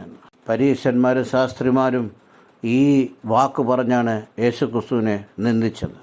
കർത്താവായ യേശുക്രിസ്തു ശിഷ്യന്മാരെ അയച്ചപ്പോൾ, ഭൂതങ്ങളെ പുറത്താക്കുവാനുള്ള അധികാരത്തോടുകൂടെ അയച്ചപ്പോൾ അവർ അതുതന്നെയാണ് പറഞ്ഞത്. പരീശന്മാരും ശാസ്ത്രിമാരും, നിങ്ങളുടെ ഗുരു ബെയേൽസെബൂലിൻ്റെ സഹായത്തോടുകൂടി, ഭൂതങ്ങളുടെ തലവനായ ബെയേൽസെബൂലിൻ്റെ സഹായത്തോടുകൂടെ ഭൂതങ്ങളെ പുറത്താക്കുന്നു എന്ന് പറഞ്ഞു. ബെയേൽസെബൂൽ എന്ന് പറഞ്ഞാൽ സാത്താൻ്റെ മറ്റൊരു പേരാണ്. ലൂസിഫറിൻ്റെ മറ്റൊരു പേരാണ്. ലൂസിഫറിനെ അറിയപ്പെടുന്നതാണ് ബെയേൽസെബൂൽ എന്ന് പറയുന്നത്. ലൂസിഫറിനുള്ള അധികാരത്താൽ ഭൂതങ്ങളെ പുറത്താക്കുവാനായിട്ട് ബെയേൽസെബൂലിൻ്റെ അധികാരം നിങ്ങളുടെ ഗുരു യജമാനൻ ഉപയോഗിക്കുന്നു എന്ന് തൻ്റെ ശിഷ്യന്മാരോട് പറയുണ്ടായി. അതുകൊണ്ടാണ് കർത്താവ് പറഞ്ഞത്, യജമാനനെ ബെയേൽസെബൂലിൽ നിന്ന് വിളിച്ചാൽ അവൻ അയക്കുന്ന ശിഷ്യന്മാരെ കൂടെ അവർ ബെയേൽസെബൂൽ എന്നാണ് വിളിക്കുന്നത് എന്നാണ് അവിടെ പറഞ്ഞിരിക്കുന്നത്.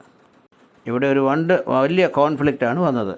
വിളിക്കപ്പെട്ട ശിഷ്യന്മാരും അവരുടെ കുടുംബവും ഇത് ദൈവത്തിൻ്റെ പണിയാണെന്ന്, ദൈവത്തിൻ്റെ കൃപയാണെന്ന് അവർ വിശ്വസിക്കുമ്പോൾ, ഈ മതപ്രധാനികൾ ഇവർ ചെയ്യുന്നത് ദുരാത്മയുടെ കാര്യമാണ്. ദുരാത്മാക്കളുടെ തലവനെ കൊണ്ട് ഇവർ ദുരാത്മാക്കളെ പുറത്താക്കുന്നു എന്ന് പറയുന്നു. ഇതൊരു കോൺഫ്ലിക്റ്റായിട്ടാണ് ഇത് മാറി. ഇത് കോൺഫ്ലിക്റ്റ് എങ്ങനെയാണെന്ന് ചോദിച്ചാൽ കോമൺ പബ്ലിക് ഒക്കെ കൺഫ്യൂഷനുമാണ്. അത്ഭുത കാര്യങ്ങൾ, ആശ്ചര്യകാര്യങ്ങൾ അത് ദൈവത്തിൽ നിന്നാണോ അതോ ദുരാത്മാവിൽ നിന്നാണോ, ദുരാത്മാവാണോ ഇത് നിശ്ചയിക്കുന്നതെന്നൊരു സംശയം ഉണ്ടായി. ദൈവത്തിൻ്റെ പ്രതിനിധികൾ എന്ന് പറയുന്നവർ ഈ ദുരാത്മാക്കളെ പുറത്താക്കുന്നു. എന്നാൽ വിടുതൽ പ്രാപിക്കുന്നവർ ദൈവത്തെ മഹത്വപ്പെടുത്തുന്നതായിട്ട് നമുക്ക് കാണുവാനായിട്ട് സാധിക്കും. ആരെ സപ്പോർട്ട് ചെയ്യണമെന്ന് പബ്ലിക് അറിയാതെ പോയി. ഒരു സംശയാസ്പദമായിട്ട് അത് മാറിപ്പോയി. അടുത്ത വാക്യം നമുക്ക് വായിക്കാം. 26-ാമത്തെ വാക്യം വായിക്കാം. ഇവിടെ മുതൽ നമുക്ക് കാണുവാൻ സാധിക്കുന്നത്, കർത്താവായ യേശുക്രിസ്തു ശിഷ്യന്മാരോട് പറയുന്നു, നിങ്ങളെ എല്ലാവരും ദൂഷിക്കും, അധികാരികൾ ദൂഷിക്കും, വീട്ടുകാർ, അമ്മയപ്പന്മാർ നിങ്ങളെ ദൂഷിക്കും എന്നാണ് കർത്താവ് അവരോട് പറയുന്നത്. അതുകൊണ്ട് നിങ്ങൾ അവരെ ഭയപ്പെടേണ്ട. ആരെ ഭയപ്പെടേണ്ടെന്നാണ്? നിങ്ങളെക്കുറിച്ച് അപവാദം പറയുന്നവരെ ഭയപ്പെടേണ്ടെന്നാണ് പറഞ്ഞിരിക്കുന്നത്. നിങ്ങളെക്കുറിച്ച് തെറ്റായ അഭിപ്രായങ്ങൾ പറഞ്ഞ് നിന്ദിക്കുന്നവരെ നിങ്ങൾ ഭയപ്പെടരുത്. നിങ്ങൾ ദൈവത്തിൻ്റെ ആത്മാവിനാൽ കാര്യങ്ങൾ ചെയ്യുമ്പോൾ നിങ്ങളെക്കുറിച്ച് ദുരാത്മാവിൻ്റെ ശക്തിയാലാണ് നിങ്ങൾ ഭൂതങ്ങളെ പുറത്താക്കുന്നതെന്ന് പറഞ്ഞ് പ്രചാരം ചെയ്യുമ്പോൾ അങ്ങനെയുള്ളവരെ നിങ്ങൾ ഭയപ്പെടേണ്ടെന്നാണ് പറഞ്ഞിരിക്കുന്നത്. ദൈവത്തിൻ്റെ വേല ചെയ്യുന്നവർ, ദൈവത്തിൻ്റെ ശുശ്രൂഷകന്മാർ ഒരു വിഷയത്തിലും ഭയപ്പെടരുത്. ഈ വിഷയം നമ്മുടെ ഓർമ്മയിലിരിക്കണം. ശുശ്രൂഷകൻ സമൂഹത്തിൽ നിന്ന് ഉയരുന്ന നിന്നയാണെങ്കിലും, സമൂഹത്തിൽ തൻ്റെ മേതെ നേർക്ക് വരുന്ന അപവാദങ്ങളായാലും അപവാദത്തിൻ്റെ ശക്തികളാണെങ്കിലും നോക്കി നിങ്ങൾ ഭയപ്പെടരുത്. കർത്താവ് അങ്ങനെയാണ് പറഞ്ഞത്, ഭയപ്പെടേണ്ട എന്ന്. മറച്ചു വെച്ചത് ഒന്നും വെളിപ്പെടാതെയും ഗൂഢമായതൊന്നും അറിയാതെയും ഇരിക്കുകയില്ല. വാട്ട് ഈസ് ട്രൂത്ത് എന്ന് പറയുന്നത് പുറത്തു വരും. സത്യം എപ്പോഴും പുറത്തു വരും. അതൊരിക്കലും ഒളിച്ചിരിക്കുകയില്ല. ഇന്നല്ലെങ്കിൽ നാളെ അത് പുറത്തു വരും. സത്യത്തെ ഒളിച്ചു വയ്ക്കുവാനായിട്ട് എവർ ശ്രമിച്ചാലും അത് നടക്കുന്ന വിഷയമല്ല. സത്യത്തെ ആരും മറച്ചു വയ്ക്കാൻ സാധിക്കുകയില്ല. സത്യം ഒരിക്കലും മറവായിരിക്കുകയില്ല. സത്യം മുളയ്ക്കുന്നത് പോലെ പുറത്തു വരും. അതുകൊണ്ട് കർത്താവ് പറയുന്നു, മറച്ചു വെച്ചതൊന്നും വെളിപ്പെടാതെയും ഗൂഢമായതൊന്നും അറിയാതെയും ഇരിക്കുകയില്ല എന്ന്. നിങ്ങൾ ദൈവത്തിൻ്റെ ആത്മാവിനാൽ ഭൂതങ്ങളെ പുറത്താക്കുന്നുവോ, അതോ ദുഷ്ടാത്മാക്കളുടെ ശക്തി കൊണ്ട് നിങ്ങൾ ഭൂതങ്ങളെ പുറത്താക്കുന്നുവോ? The time will prove that. സമയം അത് നിർണ്ണയിക്കും, അത് പ്രൂവ് ചെയ്യും. എത്ര ഒളിച്ചു വെച്ചാൽ ശ്രമിച്ചാലും അത് ഒളിഞ്ഞിരിക്കുകയില്ല. വിടുതല പ്രാപിച്ച വ്യക്തികളുടെ മാനസാന്തരം, അവരുടെ ജീവിതത്തിലുണ്ടാകുന്ന മാറ്റം, അതുതന്നെ വലിയ സാക്ഷ്യമായി മാറും. ഞാൻ എൻ്റെ 21-ാമത്തെ വയസ്സിൽ കർത്താവായ യേശു ക്രിസ്തുവിനെ സ്വന്തം രക്ഷിതാവായിട്ട് സ്വീകരിച്ചു. ഞാൻ ക്രൈസ്തവ കുടുംബത്തിൽ തന്നെയാണ് ജനിച്ചത്. എങ്കിലും വ്യക്തിപരമായി ക്രിസ്തുവിനെ അംഗീകരിക്കാൻ 21 വർഷമെടുത്തു. ഞാൻ യേശു ക്രിസ്തുവിനെ അംഗീകരിക്കുവാൻ എൻ്റെ വ്യക്തിഗത ജീവിതത്തെക്കുറിച്ച് പറയുന്നു. അപ്പോൾ വరకు ഞാൻ ജീവിച്ചിരുന്ന ജീവിതം ദുഷ്ടാത്മയ്ക്ക് അടിമയായിട്ട് ജീവിച്ച ജീവിതമായിരുന്നു. അത് പാപത്തിന് അടിമപ്പെട്ട് ജീവിച്ച ജീവിതം. പാപത്തിന് അടിമയായിട്ട് ജീവിച്ചിരുന്ന ജീവിതത്തിൽ അങ്ങനെ ഞാൻ ജീവിച്ചിരുന്നപ്പോൾ എൻ്റെ ജീവിതം എത്രമാത്രമോ മോശമാണെന്നുള്ള കാര്യം എനിക്കറിയാമായിരുന്നു. ഞാൻ രക്ഷിക്കപ്പെട്ടതിന് ശേഷം അനേക മനുഷ്യർ അവർക്ക് ഡൗട്ടുണ്ടായി, സംശയമുണ്ടായി.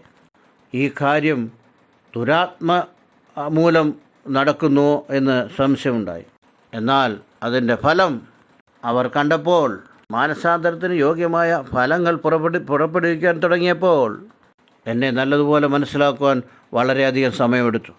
ഒരു ശുശ്രൂഷകനായിട്ട് എന്നെ അംഗീകരിക്കുവാനായിട്ട്, എന്നെ ഒരു പൂർണ്ണ സുവിശേഷകനായിട്ട് അംഗീകരിക്കുവാനായിട്ട് 30 വർഷം എടുത്തു. സത്യം ഒരിക്കലും ഒളിച്ചിരിക്കില്ല, മറഞ്ഞിരിക്കത്തില്ല. ദൈവത്തിലൂടെ കാര്യങ്ങൾ നടക്കുന്നു, സാത്താനിലൂടെ കാര്യങ്ങൾ നടക്കുന്നു എന്നുള്ളത് ഒരിക്കലും മറച്ചു വെക്കാൻ സാധിക്കില്ല. ഒരു ദിവസം അത് പുറത്തു വരും. ഞാൻ ഇരുട്ടത്ത് നിങ്ങളോട് പറയുന്നത് വെളിച്ചത്ത് പറവീൻ, ചെവിയിൽ പറഞ്ഞു കേൾക്കുന്നത് പുരമുകളിൽ ഘോഷിപ്പീൻ. ദേഹിയെ കൊല്ലുവാൻ കഴിയാതെ ദേഹത്തെ കൊല്ലുന്നവരെ ഭയപ്പെടേണ്ട. ദേഹിയെയും ദേഹത്തെയും നരകത്തിൽ നശിപ്പിപ്പാൻ കഴിവുള്ളവനെ ഭയപ്പെടുവീൻ. ഈ ഭാഗത്ത് ആരെയാണ് ഭയപ്പെടേണ്ടത്, ആരെ ഭയപ്പെടരുത് എന്ന് ഇവിടെ പറഞ്ഞിരിക്കുന്നു. ദേഹിയെ കൊല്ലുവാൻ കഴിയാതെ ദേഹത്തെ കൊല്ലുന്നവരെ ഭയപ്പെടേണ്ട. ദേഹിയെയും ദേഹത്തെയും നരകത്തിൽ നശിപ്പിപ്പാൻ കഴിയുള്ളവനെ തന്നെ ഭയപ്പെടുവീൻ എന്ന് പറഞ്ഞിരിക്കുന്നു. ദേഹിയെയും ദേഹത്തെയും കൊല്ലുവാൻ കഴിവുള്ളവൻ ഒരാൾ മാത്രമേ ഉള്ളൂ, അത് ദൈവം തന്നെയാണ്. ഒരു മനുഷ്യനെ ന്യായം വിധിച്ച് അഗ്നികുണ്ഡത്തിലേക്ക് അയക്കുവാനായിട്ട് അധികാരം ഉള്ളവൻ ദൈവം മാത്രമേ ഉള്ളൂ. മാനുഷിക ശത്രുക്കൾ ശാരീരിക മരണം മാത്രമേ തരുവാൻ സാധിക്കുകയുള്ളൂ. ഈ കാലത്ത് ന്യൂസ് പേപ്പറിലും ടെലിവിഷനിലും കാണുന്നു, എത്രയോ പേർ മരിക്കുന്നു, എത്രയോ പേർ കൊല്ലുന്നു. എന്നാൽ ഈ കൊല്ലുന്നവർ മറ്റവരുടെ ശരീരത്തെ മാത്രമേ കൊല്ലുകയുള്ളൂ, ആത്മാവിനെ അവരൊന്നും ചെയ്യാനായിട്ട് സാധിക്കില്ല. തോമസ് അപ്പോസ്തലനായിരുന്നു. ഭാരതത്തിൽ വന്നു, മലബാറിൽ വന്നു. കേരളത്തിലെ പരിചര്യയ്ക്ക് ശേഷം അവൻ മദ്രാസിലെത്തി. അവിടെ വെച്ച് അവനെ കൊന്നുകളഞ്ഞു. അവനെ കൊന്നുവെങ്കിലും അവൻ്റെ ആത്മാവിനെ ഒന്നും ചെയ്യാൻ സാധിച്ചില്ല. മനുഷ്യൻ ഹത്യ ചെയ്യുമ്പോൾ ശരീരത്തെയാണ് കൊല്ലുന്നത്, ആത്മാവിനെ ഒന്നും ചെയ്യാൻ സാധിക്കില്ല. ആത്മാവിനെയും ശരീരത്തെ അഗ്നികുണ്ഡത്തിൽ ഇടുവാൻ കഴിയുന്ന ഒരേ ഒരാൾ ദൈവം മാത്രമാണ്. അതുകൊണ്ട് ആരെയാണ് ഭയപ്പെടേണ്ടത്? യേശുക്രിസ്തു തന്നെത്താൻ ക്രൂശ് മരണത്തിന് സമർപ്പിച്ചപ്പോൾ യേശുക്രിസ്തു ഭയപ്പെട്ടില്ല. നല്ലതുപോലെ അറിയാമായിരുന്നു അവർ ശരീരത്തെ മാത്രമേ കൊല്ലൂ എന്നുള്ളത്. ഈ ദിവസങ്ങളിൽ കൊറോണ വൈറസ് പ്രപഞ്ചം മൊത്തത്തെ ഭ്രമിപ്പിച്ചിരിക്കുകയാണ്. വിശ്വാസി എന്തിനു പേടിക്കണം? ശരീരം ഇന്നല്ലെങ്കിൽ നാളെ ഏതെങ്കിലും മരിക്കും. ശരീരം ശാശ്വതമല്ല. അതുകൊണ്ട് ശരീരത്തെ മാത്രം കൊല്ലുന്ന വൈറസിനെ എന്തുകൊണ്ട് ഭയപ്പെടണം? ആത്മാവിന് ഉണ്ടല്ലോ. നമ്മുടെ ആത്മാവ് ദൈവത്തിൻ്റെ സന്നിധിയിലാണല്ലോ പോകുന്നത്. ആത്മാവിന് മരണമില്ല. അതുമാത്രമല്ല, നമ്മൾ ഉയർത്തെഴുന്നേൽക്കുമെന്നുള്ള ആ പ്രത്യാശയും നമുക്കുണ്ട്. അതുകൊണ്ട് വൈറസിനെ നമ്മൾ ഭയപ്പെടേണ്ട ആവശ്യമൊന്നും തന്നെയില്ല. ഈ ലോകത്തിൽ കർത്താവായ യേശു ക്രിസ്തു പറയുന്നതിനാണ് ചോദിച്ചാൽ, അധികമായിട്ട് ആരെ ഭയപ്പെടുമെന്ന് ചോദിച്ചാൽ ദേഹത്തെയും ദേഹിയെയും നരകത്തിൽ തള്ളിയിടുന്നവനെ ഭയപ്പെടണം. ഒരു ഒറ്റ വാക്കിൽ പറയുകയാണെങ്കിൽ, ലോകത്തെ ഭയപ്പെടരുത്, ദൈവത്തെ ഭയപ്പെടുക. സാത്താനെ ഭയപ്പെടരുത്, റൂമേഴ്സിനെ ഭയപ്പെടരുത്, പ്രചാരം ചെയ്യുന്നവരെ ഭയപ്പെടേണ്ട. ആരും ഒന്നും ചെയ്യത്തില്ല, അല്ലെങ്കിൽ ജയിലിലടയ്ക്കും, ഒരുപക്ഷെ കൊന്നിരിക്കും. അതുകൊണ്ട് ഒരു ശുശ്രൂഷകനും ക്രിസ്ത്യാനികളും ഭയപ്പെടാൻ പാടില്ല. കർത്താവ് പറഞ്ഞതിൻ്റെ ഉദ്ദേശം അതുതന്നെയാണ്. ഉപദേശിക്കുന്നവൻ സഭയ്ക്ക് എന്ത് ധൈര്യമാണ് കൊടുക്കാനുള്ളത്? ശുശ്രൂഷകൻ ധൈര്യം കൊടുക്കണമെന്നുണ്ടെങ്കിൽ ആദ്യമായിട്ട് ഈ ആലോചന ഉണ്ടായിരിക്കണം. ആരാണ് കൊല്ലുന്നത്, ആരാണ് കൊന്ന് നരകത്തിൽ തള്ളിയിടുന്നത് എന്നുള്ള ആലോചന വേണം. കൊലോസി ലേഖനം 3-ാം അധ്യായത്തിൽ നിങ്ങളുടെ ജീവൻ ക്രിസ്തുവിനോടുകൂടെ ദൈവത്തിൽ മറഞ്ഞിരിക്കുന്നു എന്ന് എഴുതിയിരിക്കുന്നതായിട്ട് കാണുന്നു. No one can touch your life. നിൻ്റെ ജീവനെ ആരും തൊടുകയില്ല, കാരണം അത് രക്ഷപ്രാപിച്ചതാണ്. വിശ്വാസി, ആത്മാവ് രക്ഷിക്കപ്പെട്ടതാണ്. അതുകൊണ്ട് ആരും അതിനെ ഒന്നും ചെയ്യുകയില്ല. നമ്മൾ ദൈവത്തെ ഭയപ്പെടണം. യോസഫ് ദൈവത്തെ ഭയപ്പെട്ടു, ദാവീദ് ദൈവത്തെ ഭയപ്പെട്ടു, യാക്കോബ് ദൈവത്തെ ഭയപ്പെട്ടു. അതുകൊണ്ട് ദൈവത്തെ ഭയപ്പെടുക, പിശാചിനോട് എതിർത്ത് നിൽക്കുക. അത് നിൻ്റെ അടുത്ത് നിന്ന് ഓടിപ്പോകും. ലോകത്തെ ഭയപ്പെടാൻ പാടില്ല. കാശിന് 2 കുരിയിൽ വിൽക്കുന്നില്ലയോ? അവയിൽ ഒന്നുപോലും നിങ്ങളുടെ പിതാവ് സമ്മതിക്കാതെ നിലത്ത് വീഴുകയില്ല. എന്നാൽ നിങ്ങളുടെ തലയിലെ രോമവും എല്ലാം എണ്ണപ്പെട്ടിരിക്കുന്നു. ഒരു വിഷയം പറയാം, കേൾക്കുക. ഈ പ്രപഞ്ചത്തിൽ വിമാനങ്ങളുടെ കണക്ക് നമ്മൾ നോക്കുകയാണെങ്കിൽ ലക്ഷങ്ങളിലാണ് വിമാനങ്ങളുള്ളത്. ലക്ഷലാദി വിമാനങ്ങൾ ഇങ്ങനെ പറന്നുകൊണ്ടിരിക്കും. അതുപോലെ തന്നെയാണ് ഈ ലോകത്തിൽ പക്ഷികൾ കൂടെ പറന്നുകൊണ്ടേയിരിക്കും. ആകാശത്തിൽ പക്ഷികൾ പറക്കുന്നുണ്ട്. പക്ഷികളെ തട്ടി വിമാനം താഴെ വീഴുന്നു എന്ന് ചോദിച്ചാൽ വളരെ കുറച്ച് % മാത്രമേ അങ്ങനെ നടക്കാറുള്ളൂ.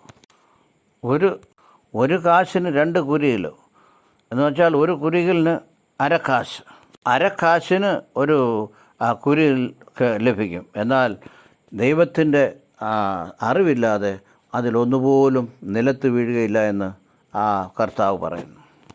അങ്ങനെ ഉള്ളപ്പോഴും നീ എങ്ങനെ മരിച്ചു പോകും? കുരിയിലിൻ്റെ മരണമേ ദൈവത്തിന് ദൈവം അറിയാതെ കുരിയിൽ പോലും മരിക്കുന്നില്ല. കുരിയിൽ ദൈവത്തിൻ്റെ പെർമിഷൻ ഇല്ലാതെ മരിക്കത്തില്ല എന്ന് വചനത്തിൽ എഴുതിയിരിക്കുന്നു. അത് വളരെ ബലമായൊരു പോയിൻ്റായിട്ടാണ് അവിടെ സീരിയസ് വിഷയമായിട്ടാണ് അതിനെ അവിടെ പറഞ്ഞിരിക്കുന്നത്. അവനറിയാതെ ഒരു കുരിയിൽ പോലും താഴെ വീഴുകയില്ല. അങ്ങനെ ആണെങ്കിൽ ഒരു മനുഷ്യൻ എങ്ങനെയാണ് മരിച്ചു പോകുന്നത്? നമ്മൾ ഓർമ്മിക്കേണ്ടത് എന്നാന്ന് ചോദിച്ചാൽ, ആരെങ്കിലും വേണ്ടപ്പെട്ടവർ ആരെങ്കിലും മരിച്ചുപോയാൽ ദൈവത്തിൻ്റെ അനുവാദം ഇല്ലാതെ അത് സാധ്യമല്ല. തീർച്ചയായും ദൈവം അതിനെക്കുറിച്ച് അറിഞ്ഞിരിക്കും. അനുവാദം എന്ന് പറയുമ്പോൾ കൊല്ലുവാനായിട്ട് അവൻ പെർമിഷൻ തരുമെന്നല്ല ഞാൻ പറഞ്ഞത്. അവൻ അറിയാതെ ഒന്നും നടക്കുന്നില്ല എന്നാണ്. ദൈവത്തിന് അറിയാതെയല്ല നടക്കുന്നതെന്നാണ് ഞാൻ പറഞ്ഞത്. ഒരുത്തൻ മറ്റവനെ കൊല്ലുമ്പോൾ ബയോളജിക്കൽ പ്രിൻസിപ്പിൾ അനുസരിച്ച് ശരീരത്തിൽ നിന്ന് രക്തം പോകുമ്പോൾ മരണം സംഭവിച്ചു. ദൈവത്തിനറിയാതെ അല്ല അത് നടക്കുന്നത്. ന്യായവിധി വരുമ്പോൾ അതിനെക്കുറിച്ച് സംസാരിക്കും. എല്ലാ മരണത്തെയും കുറിച്ച് ദൈവം കണക്ക് ചോദിക്കും. അമേരിക്ക ദേശത്തിൽ എല്ലാ ഡെഡ് ബോഡിക്കും അറ്റാപ്സ് ചെയ്യാറുണ്ട്. ഇന്ത്യയിൽ ആ നിയമമില്ല. ഏതെങ്കിലും കേസുള്ള ഡെഡ് ബോഡീസിന് മാത്രമേ പോസ്റ്റ്മോർട്ടം ചെയ്യുള്ളൂ. ദൈവം എല്ലാ വ്യക്തികളുടെയും പ്രാണത്തെക്കുറിച്ച് അവൻ കണക്ക് ചോദിക്കും. ചില സമയത്ത് ആര് കൊല്ലുന്നു എന്നുള്ളത് കൂടെ അറിയാൻ മേല, പോലീസിനും അറിയാൻ മേലാത്ത സ്ഥിതിയായിരിക്കും. എന്നാൽ ദൈവത്തിനറിയാം ആരാണ് കൊന്നതെന്ന്. ആര് കൊന്നു, എങ്ങനെയാണ് കൊന്നത്, എന്തിനു കൊന്നു എന്നുള്ള വിഷയം. മനുഷ്യൻ്റെ പ്രാണൻ ദൈവത്തിന് വളരെ പ്രാധാന്യമുള്ളതായിട്ട് നാം കാണുന്നു. അങ്ങനെയുള്ളപ്പോൾ നിങ്ങൾ എന്തിനാണ് ഭയപ്പെടുന്നത്? ഭയപ്പെടരുത്. ശിഷ്യന്മാരോടാണ് പറയുന്നത്. അതുപോലെ തന്നെ വിശ്വാസികൾക്ക് വേണ്ടി പറയും, ശുശ്രൂഷന്മാർക്ക് വേണ്ടി പറയുന്നു. നിങ്ങൾ ഭയപ്പെടരുത്. നിൻ്റെ പ്രാണൻ രക്ഷിക്കപ്പെട്ടതാണ്. It is protected. ഗ്രേറ്റ് കമ്മീഷനിലോ കർത്താവ് പറഞ്ഞു, സ്വർഗത്തിലും ഭൂമിയിലും സർവ്വ അധികാരവും എനിക്ക് നൽകപ്പെട്ടിരിക്കുന്നു. ഞാൻ ലോകാവസാനത്തോളം എല്ലാ നാളും ഞാൻ നിങ്ങളോട് കൂടെയിരിക്കും. നിൻ്റെ തലമുടിയും തലയിലെ രോമങ്ങളും എണ്ണപ്പെട്ടിരിക്കുന്നു. അതുകൊണ്ട് ഭയപ്പെടരുത്. 26-ാമത്തെ വാക്യത്തിൽ വായിക്കുന്നു, ഭയപ്പെടരുത്. 28-ാമത്തെ വാക്യത്തിൽ എഴുതിയിരിക്കുന്നു, ഭയപ്പെടരുത്. 31 എഴുതിയിരിക്കുന്നു, ഭയപ്പെടരുത്. അവനറിയാതെ ഒരു കുരിയിൽ പോലും നിലത്ത് വീഴുകയില്ല. അവനറിയാതെ നിങ്ങളുടെ തലയിലെ രോമം ഒന്നുപോലും നിലത്ത് വീഴുകയില്ല. നിങ്ങൾ അനേകമായ ഈ കുരുവിൽ കണ്ട് ശ്രേഷ്ഠരാണ്. ഏറിയ കുരുകിലും കാളും നിങ്ങൾ വിശേഷമുള്ളവരല്ലോ. നിൻ്റെ തലയിലെ രോമങ്ങൾ എണ്ണപ്പെട്ടിരിക്കുന്നതുകൊണ്ട് നിങ്ങൾ ഭയപ്പെടരുത്. In the sight of God, ദൈവത്തിൻ്റെ ദൃഷ്ടിക്ക് കണ്ണിൻ്റെ മുമ്പിൽ എല്ലാ തലമുടികളും എണ്ണപ്പെട്ടിരിക്കുന്നു. പ്രപഞ്ചത്തിലോ ഉള്ള മനുഷ്യർ ജനസംഖ്യയിൽ ആരും തന്നെ എണീറ്റ് എൻ്റെ തലയിൽ ഇത്ര തലമുടികളുണ്ട് എന്ന് ഒറ്റ മനുഷ്യരും പറയത്തില്ല. എന്നാൽ ദൈവം ഈ ലോകത്തിലുള്ള എല്ലാ മനുഷ്യരുടെയും തലയിൽ ഓരോരുത്തരുടെയും തലയിൽ എന്തുമാത്രം തലമുടിയുണ്ടെന്നുള്ളത് ഓരോ സമയത്തും ദൈവം കണക്ക് നോക്കിയിട്ടുണ്ട്. ജീവിതകാലത്തിൽ എത്രയുണ്ടെന്ന് അവൻ പറയാൻ സാധിക്കും. സർവജ്ഞാനം ഉള്ളവനാണ് നമ്മുടെ ദൈവം. തലയിലോ ഉള്ള രോമം കൗണ്ട് എണ്ണിയിട്ടുണ്ടെങ്കിൽ എൻ്റെ പ്രാണനെ പറ്റി ദൈവത്തിന് കണക്കില്ലയോ? അവനറിയത്തില്ലയോ?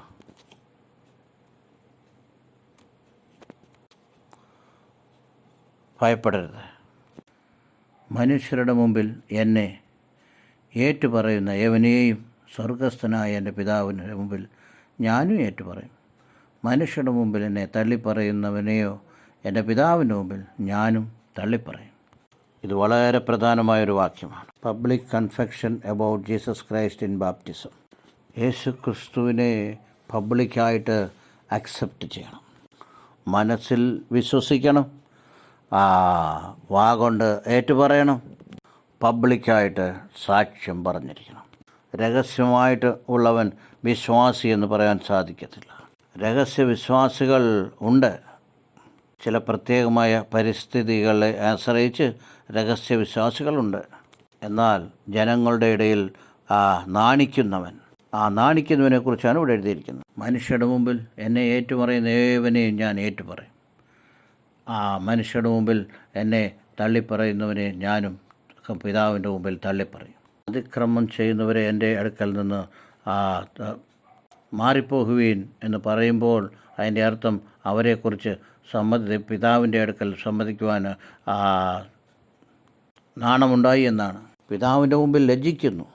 അതുകൊണ്ട് കർത്താവ് പറയുന്നത് എന്തുവാണെന്ന് ചോദിച്ചാൽ, പബ്ലിക് കൺഫെഷൻ, പരസ്യമായിട്ട് അംഗീകരിക്കുക, പരസ്യമായിട്ട് സാക്ഷിയായിട്ട് ജീവിക്കുക. ദക്കപ്പോലി പ്രദേശത്ത് അശുദ്ധാത്മാവിനാൽ ബാധിക്കപ്പെട്ടവൻ സ്വസ്ഥത പ്രാപിച്ചപ്പോൾ 10 പട്ടണങ്ങളിൽ അവൻ സാക്ഷിയായി നിന്നു. ദക്കപ്പോലി എന്ന് പറഞ്ഞാൽ 10 പട്ടണങ്ങളെന്നാണ്. 10 പട്ടണങ്ങളിൽ പരസ്യമായിട്ട് കർത്താവിന് സാക്ഷിയായി നിന്നു. കുരുടന്മാർ സ്വസ്ഥത പ്രാപിച്ച് പോയി പബ്ലിക് സാക്ഷിയായിട്ട് നിന്നതായിട്ട് കാണുന്നു. കുഷ്ഠരോഗി സൗഖ്യം പ്രാപിച്ചതിന് ശേഷം പരസ്യമായിട്ട് ദൈവത്തിൻ്റെ സാക്ഷിയായി നിന്നു. കർത്താവെന്ന് വായിലൂടെ ഏറ്റുപറയണം, ഹൃദയത്തിൽ വിശ്വസിക്കണം, നാവ് കൊണ്ട് ഏറ്റുപറയണം, സമൂഹത്തിൽ സാക്ഷ്യമുണ്ടാകണം. ഞാൻ യേശുവിന് സംബന്ധിച്ചവനാണ് എന്ന് പറയണം. അത് പറയുന്നില്ലെങ്കിൽ പ്രഭു നിന്നെപ്പറ്റി ദൈവത്തിന് മുമ്പിൽ നാണിക്കും. രക്ഷ എന്ന് പറയുന്നത് വ്യക്തിഗതമാണ്. അത് വ്യക്തിഗതമായ വിഷയമാണ്. രക്ഷ ശാശ്വതമായതാണ്. രക്ഷയ്ക്ക് നമ്മൾ മറ്റൊന്നും അതിന് വില കെട്ടുവാനായിട്ട് സാധിക്കുകയില്ല, വില കൊടുക്കുവാനായിട്ട് സാധിക്കുകയില്ല. ദൈവം നിനക്ക് തരുമ്പോൾ നാണിച്ചാൽ എങ്ങനെയാണ്? അവനെ അംഗീകരിക്കുന്നതിൽ നാണിക്കാത്തവൻ ഭാഗ്യവാൻ. വീണ്ടും 34 വാക്യത്തിലേക്ക് మనం പോകാം. അവിടെയും പരമപ്രധാനമായ ഒരു വിഷയം പറഞ്ഞിരിക്കുന്നതായിട്ട് കാണുന്നു. അവിടെ പറഞ്ഞിരിക്കുന്നത് എന്താണെന്ന് ചോദിച്ചാൽ വീട്ടിലുള്ളവർക്ക് വിരോധികളായി മാറും. വീട്ടിലുള്ള വിശ്വാസികൾ അവിടെ തന്നെ ശത്രുക്കളായി മാറുന്ന അവസ്ഥ.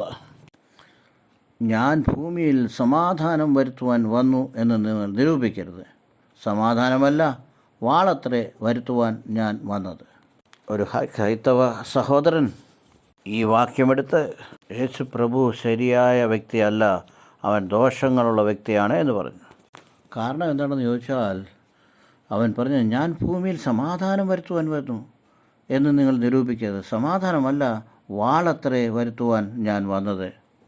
യേശുക്രിസ്തു പറഞ്ഞതെല്ലാം സത്യമായതുകൊണ്ട് ഇതും സത്യമാണ്. ഞാൻ സമാധാനത്തിന് വേണ്ടിയല്ല വന്നത്, ഞാൻ വാളിന് വേണ്ടിയാണ് വന്നത്, വാള് തരുവാനായിട്ട് വന്നതെന്ന് പറഞ്ഞപ്പോൾ അതും സത്യമാണെന്നാണ് അവൻ്റെ വാദം. ആ വാക്യം മനസ്സിലാക്കാതെയാണ് അവൻ സംസാരിക്കുന്നത്. അമ്മായിയമ്മയും മരുമകളെയും സമാധാനപ്പെടുത്തുവാനായിട്ട് വന്ന് സമാധാനപ്പെടുത്താതെ അവർക്ക് വീണ്ടും വൈര്യം ഉണ്ടാക്കിയാൽ അവൻ വിശ്വാസി എങ്ങനെയാകുന്നത്? അവൻ വിശ്വാസിയല്ല, അവിശ്വാസിയാണ്. ഞാൻ ഭൂമിയിൽ സമാധാനം വരുത്തുവാൻ വന്നതാണെന്ന് പറയരുത്, നിരൂപിക്കരുത്. യേശുക്രിസ്തുവിൻ്റെ നാമത്തിൽ ആരാണ് വിശ്വസിച്ചത് അവരെ ലോകം ദേഷിക്കും എന്ന വിഷയം അറിഞ്ഞിരുന്ന കർത്താവ് ആ വാക്യം അവിടെ പറഞ്ഞിരിക്കുന്നു. വിശ്വാസിയായ വിശ്വാസികളെ തിരസ്കരിക്കും എന്നുള്ളത് കൊണ്ടാണ് ആ വാക്യം അവിടെ പറഞ്ഞിരിക്കുന്നത്.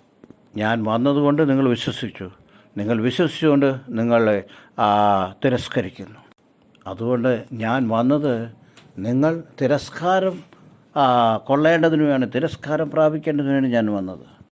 ഭൂമിയിൽ മനുഷ്യർ നമ്മളെ തിരസ്കരിച്ചതുകൊണ്ട് നഷ്ടം വരാനായിട്ട് ഒന്നും തന്നെയില്ല. സമാധാനം തരുവാനല്ല വന്നത്, വാളാണ് കൊണ്ടുവന്നിരിക്കുന്നതാണ് പറഞ്ഞത്. വാളത്രേ വരുത്തുവാൻ ഞാൻ വന്നിരിക്കുന്നത്. വിശ്വാസികളുടെ മേൽ ദ്വേഷം ഉണ്ട്, അത് വളരെ ക്ലിയറായിട്ട് പറഞ്ഞിരിക്കുന്നു. മനുഷ്യൻ തൻ്റെ അപ്പനോടും മകളെ അമ്മയോടും മരുമകളെ അമ്മായിയമ്മയോടും ഭേദിപ്പാനത്രേ ഞാൻ വന്നത്.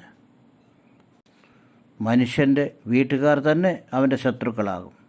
യേശുക്രിസ്തു ഭേദിപ്പാൻ വന്നിരിക്കുന്നു എന്ന് പറഞ്ഞാൽ ഏത് വിഷയത്തിൽ ആണെന്ന് ചോദിച്ചാൽ വിശ്വാസ വിഷയത്തിലാണ്. യേശുക്രിസ്തുവിൽ വിശ്വസിക്കുന്നവർ മറ്റുള്ളവർ ഭേദം കാണിക്കും അതുകൊണ്ടാണ് ഭേദം എന്ന വാക്ക് അവിടെ ഉപയോഗിച്ചിരിക്കുന്നത്. ഭേദം വരുത്തുവാനായിട്ടാണ് എന്നവിടെ പറഞ്ഞിരിക്കുന്നത്. അല്ലാതെ എല്ലാവർക്കും മധ്യേ ശത്രുത ഉണ്ടാക്കാനല്ല കർത്താവ് യേശുക്രിസ്തു വന്നത്. കർത്താവ് പറയുന്നു, വിശ്വാസ വിഷയമിലോ വിശ്വാസി കുടുംബത്തിൽ തന്നെ പ്രയാസം വരുന്നു എന്ന് പറയുന്നു. സമൂഹത്തിൽ വിരോധം വരുന്നു. മനുഷ്യൻ്റെ വീട്ടുകാരെ അവന് ശത്രുക്കളായിത്തീരുന്നു. ഒരു വീട്ടിൽ മരുമോൾ രക്ഷിക്കപ്പെട്ടു എന്ന് പറഞ്ഞ് അമ്മായിമ്മമാർ അവളോട് പോരിനിറങ്ങുന്നത് എത്രയോ അങ്ങനെയുള്ളവരെ സമൂഹത്തിൽ കാണാറുണ്ട്. അമ്മായിമ്മ രക്ഷിക്കപ്പെട്ടു എന്ന് പറഞ്ഞ് ആ അമ്മായിമ്മയെ തിരസ്കരിച്ച മരുമകൾ ധാരാളം നമുക്ക് സമൂഹത്തിൽ കാണാൻ സാധിക്കും. മക്കൾ ക്രിസ്തുവിനെ അംഗീകരിച്ചു എന്ന് പറഞ്ഞ് ദേഷിക്കുന്ന മാതാപിതാക്കളുണ്ട് സമൂഹത്തിൽ. മാതാപിതാക്കൾ ക്രിസ്തുവിനെ അംഗീകരിച്ചു എന്ന് പറഞ്ഞ് വെറുക്കുന്ന മക്കളുണ്ട് സമൂഹത്തിൽ. അതിന് അനേക ഉദാഹരണങ്ങൾ എൻ്റെ കയ്യിലുണ്ട്, പക്ഷത്തുണ്ട്. പബ്ലിക് മീഡിയ ആയതുകൊണ്ട് പേരുകൾ പറയാൻ സാധിക്കത്തില്ല. എന്നേക്കാളധികം അപ്പനെയോ അമ്മയോയോ പ്രിയപ്പെടുന്നവൻ എനിക്ക് യോഗ്യനല്ല. എന്നേക്കാൾ അധികം മകനെയോ മകളെയോ പ്രിയപ്പെടുന്നവൻ എനിക്ക് യോഗ്യനല്ല. ദൈവത്തിന് ഫസ്റ്റ് പ്രയോറിറ്റി കൊടുക്കണം. എല്ലാ ബ്ലഡ് റിലേഷനേക്കാളും കൂടുതൽ ദൈവത്തെ സ്നേഹിക്കണം. First priority to God. കുടുംബത്തിൽ ഫസ്റ്റ് സ്ഥാനം ദൈവത്തിനാണ്. അങ്ങനെ ചെയ്തെങ്കിൽ മാത്രമേ നീ എനിക്കുള്ളവൻ എന്ന് പറഞ്ഞു. വളരെ കഷ്ടമായ പരിസ്ഥിതിയാണ്. പിതാവിനെ വേണ്ട എന്ന് പറഞ്ഞ് ക്രിസ്തുവിൻ്റെ പുറകെ ഇറങ്ങിത്തിരിക്കുക. മാതാവിനെ വേണ്ട എന്ന് പറഞ്ഞ് ക്രിസ്തുവിൻ്റെ പുറകെ ഇറങ്ങിത്തിരിക്കുക. അവരെക്കാളും അധികം ദൈവത്തെ സ്നേഹിക്കുന്നു. So God is jealous. പറയാൻ സാധിക്കും ദൈവത്തിന് അസൂയയുണ്ടെന്ന്. അതെങ്ങനെയാണെന്ന് ചോദിച്ചാൽ എല്ലാവരെക്കാളും ദൈവത്തെ സ്നേഹിക്കണം. കാരണം ദൈവമാണ് നമ്മുടെ ജീവിതത്തിൽ മുഖ്യമായത്. നമ്മുടെ സൃഷ്ടാവാണവൻ, നമ്മുടെ ജീവദാതയാണവൻ, നമ്മുടെ രക്ഷകനാണവൻ, നമ്മളെ പോഷിപ്പിക്കുന്നവനാണവൻ, നമുക്ക് സൗഖ്യം തരുന്നവനാണവൻ, നമ്മളെ കാത്തു രക്ഷിക്കുന്നവനാണവൻ. അതുകൊണ്ട് നമ്മുടെ ജീവിതത്തിൽ അവനാണ് മുഖ്യസ്ഥാനം അവന് കൊടുക്കാം. നമ്മുടെ ജീവിതത്തിന് ആധാരം അവൻ തന്നെയാണ്. ഇന്ന് നമ്മൾ ജീവനോടിരിക്കുന്നുവെങ്കിൽ അവൻ മൂലമാണ്, അവൻ കാരണമാണ് ജീവനോടിരിക്കുന്നത്. അതുകൊണ്ട് ദൈവമാണ് നമുക്ക് സർവസ്വവും മറ്റുള്ളവരെല്ലാവരെക്കാളും. അങ്ങനെ നാം ദൈവത്തെ സ്നേഹിക്കുന്നില്ലെങ്കിൽ മനമോ ദൈവത്തിന് കൊള്ളാവുന്നവരല്ല എന്നാണ് പറഞ്ഞിരിക്കുന്നത്. തൻ്റെ ക്രൂശെടുത്ത് എന്നെ അനുഗമിക്കാത്തവനും എനിക്ക് യോഗ്യനല്ല. തൻ്റെ ജീവനെ കണ്ടെത്തവൻ അതിനെ കളയും, തൻ്റെ നിമിത്തം ജീവനെ കളഞ്ഞവൻ അതിനെ കണ്ടെത്തും. ക്രൈസ്തവ ജീവിതം കുരിശാണ്. ദുഃഖമാണ്, കഷ്ടപ്പാടാണ്, കഷ്ടാനുഭവം, സുഖാനുഭവമല്ല. ക്രൈസ്തവ ജീവിതം ലാഭകരമല്ല, സമർപ്പണ ജീവിതമാണ് ക്രൈസ്ത്യാനിറ്റി. ത്യാഗപൂരിതമാണ് ക്രൈസ്തവ ജീവിതം. ശത്രുക്കളെ ക്ഷമിച്ച ജീവിതമാണ് ക്രൈസ്തവ ജീവിതം. ബലവാനായിട്ട് ബലഹീനൻ്റെ മുമ്പിൽ നമ്മളെ തന്നെ താഴ്ത്തുന്നതാണ് ക്രൈസ്തവ ജീവിതം. ജ്ഞാനിയാണെങ്കിൽ പോലും അജ്ഞാനിയുടെ മുമ്പിൽ നിന്ന് ആ ജ്ഞാനിയേക്കാൾ ജ്ഞാനി കുറഞ്ഞവനാണെന്ന് സമ്മതിക്കുന്നു. അതാണ് ക്രൈസ്തവ്യം. ഹ്യൂമിലിറ്റി, തന്നെത്താൻ ഉപേക്ഷിച്ച് തിരസ്കരിച്ച് സൗമ്യനായിട്ട് നിൽക്കുക, അതാണ് ക്രിസ്ത്യാനിറ്റി, ക്രൈസ്തവ്യം. നിനക്കത് സാധിക്കുമോ? സാധിക്കണം. തൻ്റെ ജീവനെ കണ്ടെത്തുവൻ അതിനെ കളയും, തൻ്റെ നിമിത്തം തൻ്റെ ജീവനെ കളഞ്ഞവൻ അതിനെ കണ്ടെത്തും. ഈ വാക്യത്തിൽ വളരെ അർത്ഥമൊന്നുണ്ട്. യേശുവിനെ തിരസ്കരിക്കുന്നോ അതോ പ്രാണൻ വേണ്ടാന്ന് വെക്കുന്നോ എന്ന് ചോദിച്ചാൽ യേശുവിനു അംഗീകരിസ്ഥാനു എനി ചപ്പണം എന്ന് പറയണം. യേശുവിനു വേണ്ടി പ്രാണൻ നൽകുവാൻ നമ്മൾ റെഡിയായിരിക്കണം. പ്രാണമാണോ മുഖ്യം, യേശുവാണോ മുഖ്യം എന്ന് ചോദിച്ചാൽ യേശുവാണെന്ന് പറയാനുള്ള ധൈര്യം നമുക്കുണ്ടാകണം. സ്വന്തം പ്രാണനേക്കാളും കൂടുതൽ യേശുക്രിസ്തുവിനെ സ്നേഹിക്കണം. പ്രാണം വേണമെന്ന് പറഞ്ഞ് യേശുക്രിസ്തുവിനെ തിരസ്കരിക്കുന്നവൻ ന്യായവിധി ദിവസത്തിൽ അവനവൻ്റെ പ്രാണനെ അഗ്നികുണ്ഡത്തിലേക്ക് പോകേണ്ടതായിട്ട് വരും. തൻ്റെ പ്രാണൻ നഷ്ടമാകുമ്പോൾ തന്നെ യേശുക്രിസ്തുവിനെ അംഗീകരിച്ചവൻ പ്രാണമുനു വീണ്ടും സമ്പാദിച്ച് പരലോക രാജ്യത്തിൽ യേശുവിനോട് ചേരുവാനായിട്ട് സാധിക്കും. കർത്താവിൻ്റെ വരവിങ്കൽ എടുക്കപ്പെടും. അതാണ് അതിൻ്റെ അർത്ഥം. പ്രാണൻ വേണോ യേശു വേണോ എന്ന് ചോദിച്ചപ്പോൾ യേശു വേണ്ട, പ്രാണൻ മതി എന്ന് പറയുന്നവർ അവസാനം അത് അവർക്ക് നഷ്ടമായി പോരും. തീർച്ചയായിട്ടും അഗ്നികുണ്ഡത്തിലേക്ക് പോകേണ്ടി വരും.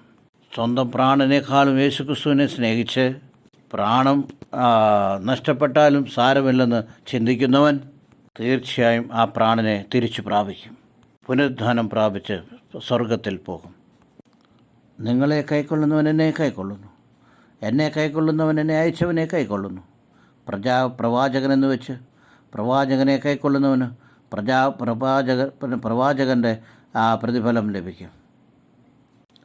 നീതിമാനെന്ന് വെച്ച് നീതിമാനെ കൈക്കൊള്ളുന്നവന് നീതിമാൻ്റെ പ്രതിഫലം ലഭിക്കും. നിങ്ങളെ ചേർത്തുകൊണ്ടാൽ എന്നെ ചേർത്തുകൊള്ളുന്നു, എന്നെ ചേർത്തുകൊണ്ടാൽ സ്വർഗത്തിലുണ്ട് എൻ്റെ പിതാവിനെ ചേർത്തുകൊള്ളും. മറ്റൊരു ഭാഷയിൽ പറഞ്ഞാൽ നിങ്ങളെ അംഗീകരിക്കുന്നവരെ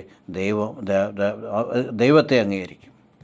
നിങ്ങളേതെങ്കിലും വീട്ടിൽ പോകുമ്പോൾ അവർ നിങ്ങളെ ചേർത്തുകൊള്ളുന്നുവെങ്കിൽ അവർ ദൈവത്തെ ചേർത്തുകൊള്ളുന്നു എന്നാണ്. സഖായി യേശുക്രിസ്തുവിനെ തൻ്റെ വീട്ടിൽ ആഹ്വാനിച്ചു, അതെ, ദൈവത്തെ തൻ്റെ വീട്ടിൽ ആഹ്വാനിച്ചു. സഹോദരി, ദൈവത്തിൻ്റെ നാമത്തിൽ വരുന്നവൻ വാഴ്ത്തപ്പെട്ടവനെന്ന് യെരുശലേം മൊത്തം ഉറക്കെ വിളിച്ചു പറഞ്ഞു. യെരുശലേം യേശുക്രിസ്തുവിനെ തിരസ്കരിച്ചു. അതിൻ്റെ അർത്ഥം അവർ ദൈവത്തെ തൃണീകരിച്ചു. സമര്യ യേശുവിനെ അംഗീകരിച്ചു, അതുകൊണ്ട് ദൈവത്തെയും അവർ സ്വീകരിച്ചു. സഹോദരി, നീ യേശുക്രിസ്തുവിനെ സ്വീകരിക്കുന്നെങ്കിൽ അത് ദൈവത്തെ സ്വീകരിക്കുന്നു എന്ന് മനസ്സിലാക്കുക. യേശുക്രിസ്തുവിലൂടെ അല്ലാതെ ദൈവത്തെ അംഗീകരിക്കാൻ സാധ്യമല്ല. യേശുക്രിസ്തുവിനെ അംഗീകരിച്ചില്ലെങ്കിൽ ദൈവത്തെ അംഗീകരിക്കുന്നില്ല.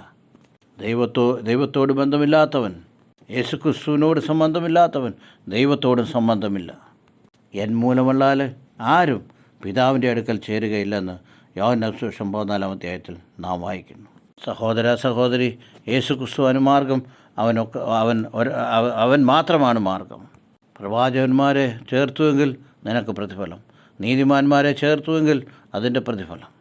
നീ അംഗീകരിക്കുന്നതനുസരിച്ച് എല്ലാത്തിനും നിനക്ക് പ്രതിഫലമുണ്ട്.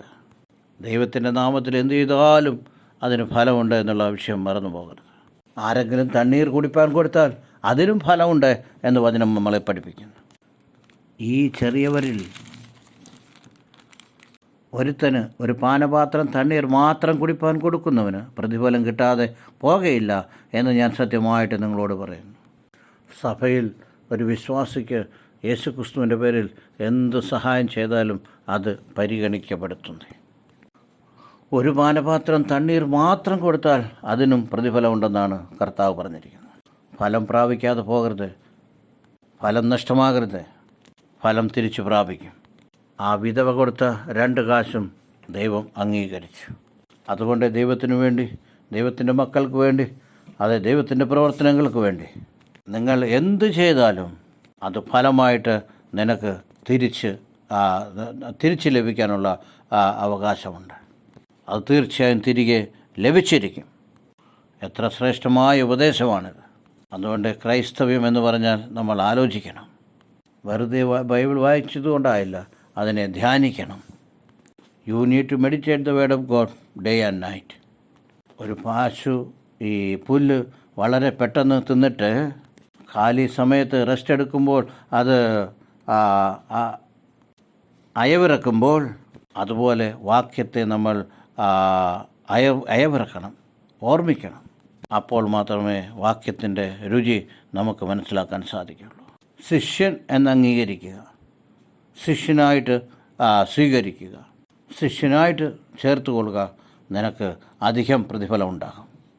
എല്ലാത്തിനും പ്രതിഫലമുണ്ട്. ഭൂമി മീത പ്രതിഫലമുണ്ടെന്ന് ഞാൻ പറഞ്ഞില്ല. സ്വർഗത്തിൽ കൂടെ നിനക്ക് പ്രതിഫലമുണ്ട്. അവിടെ നീ ബഹുമാനിക്കപ്പെടും. 10-ാമത്തെ അധ്യായം ഇവിടെ കൊണ്ട് തീരുകയാണ്.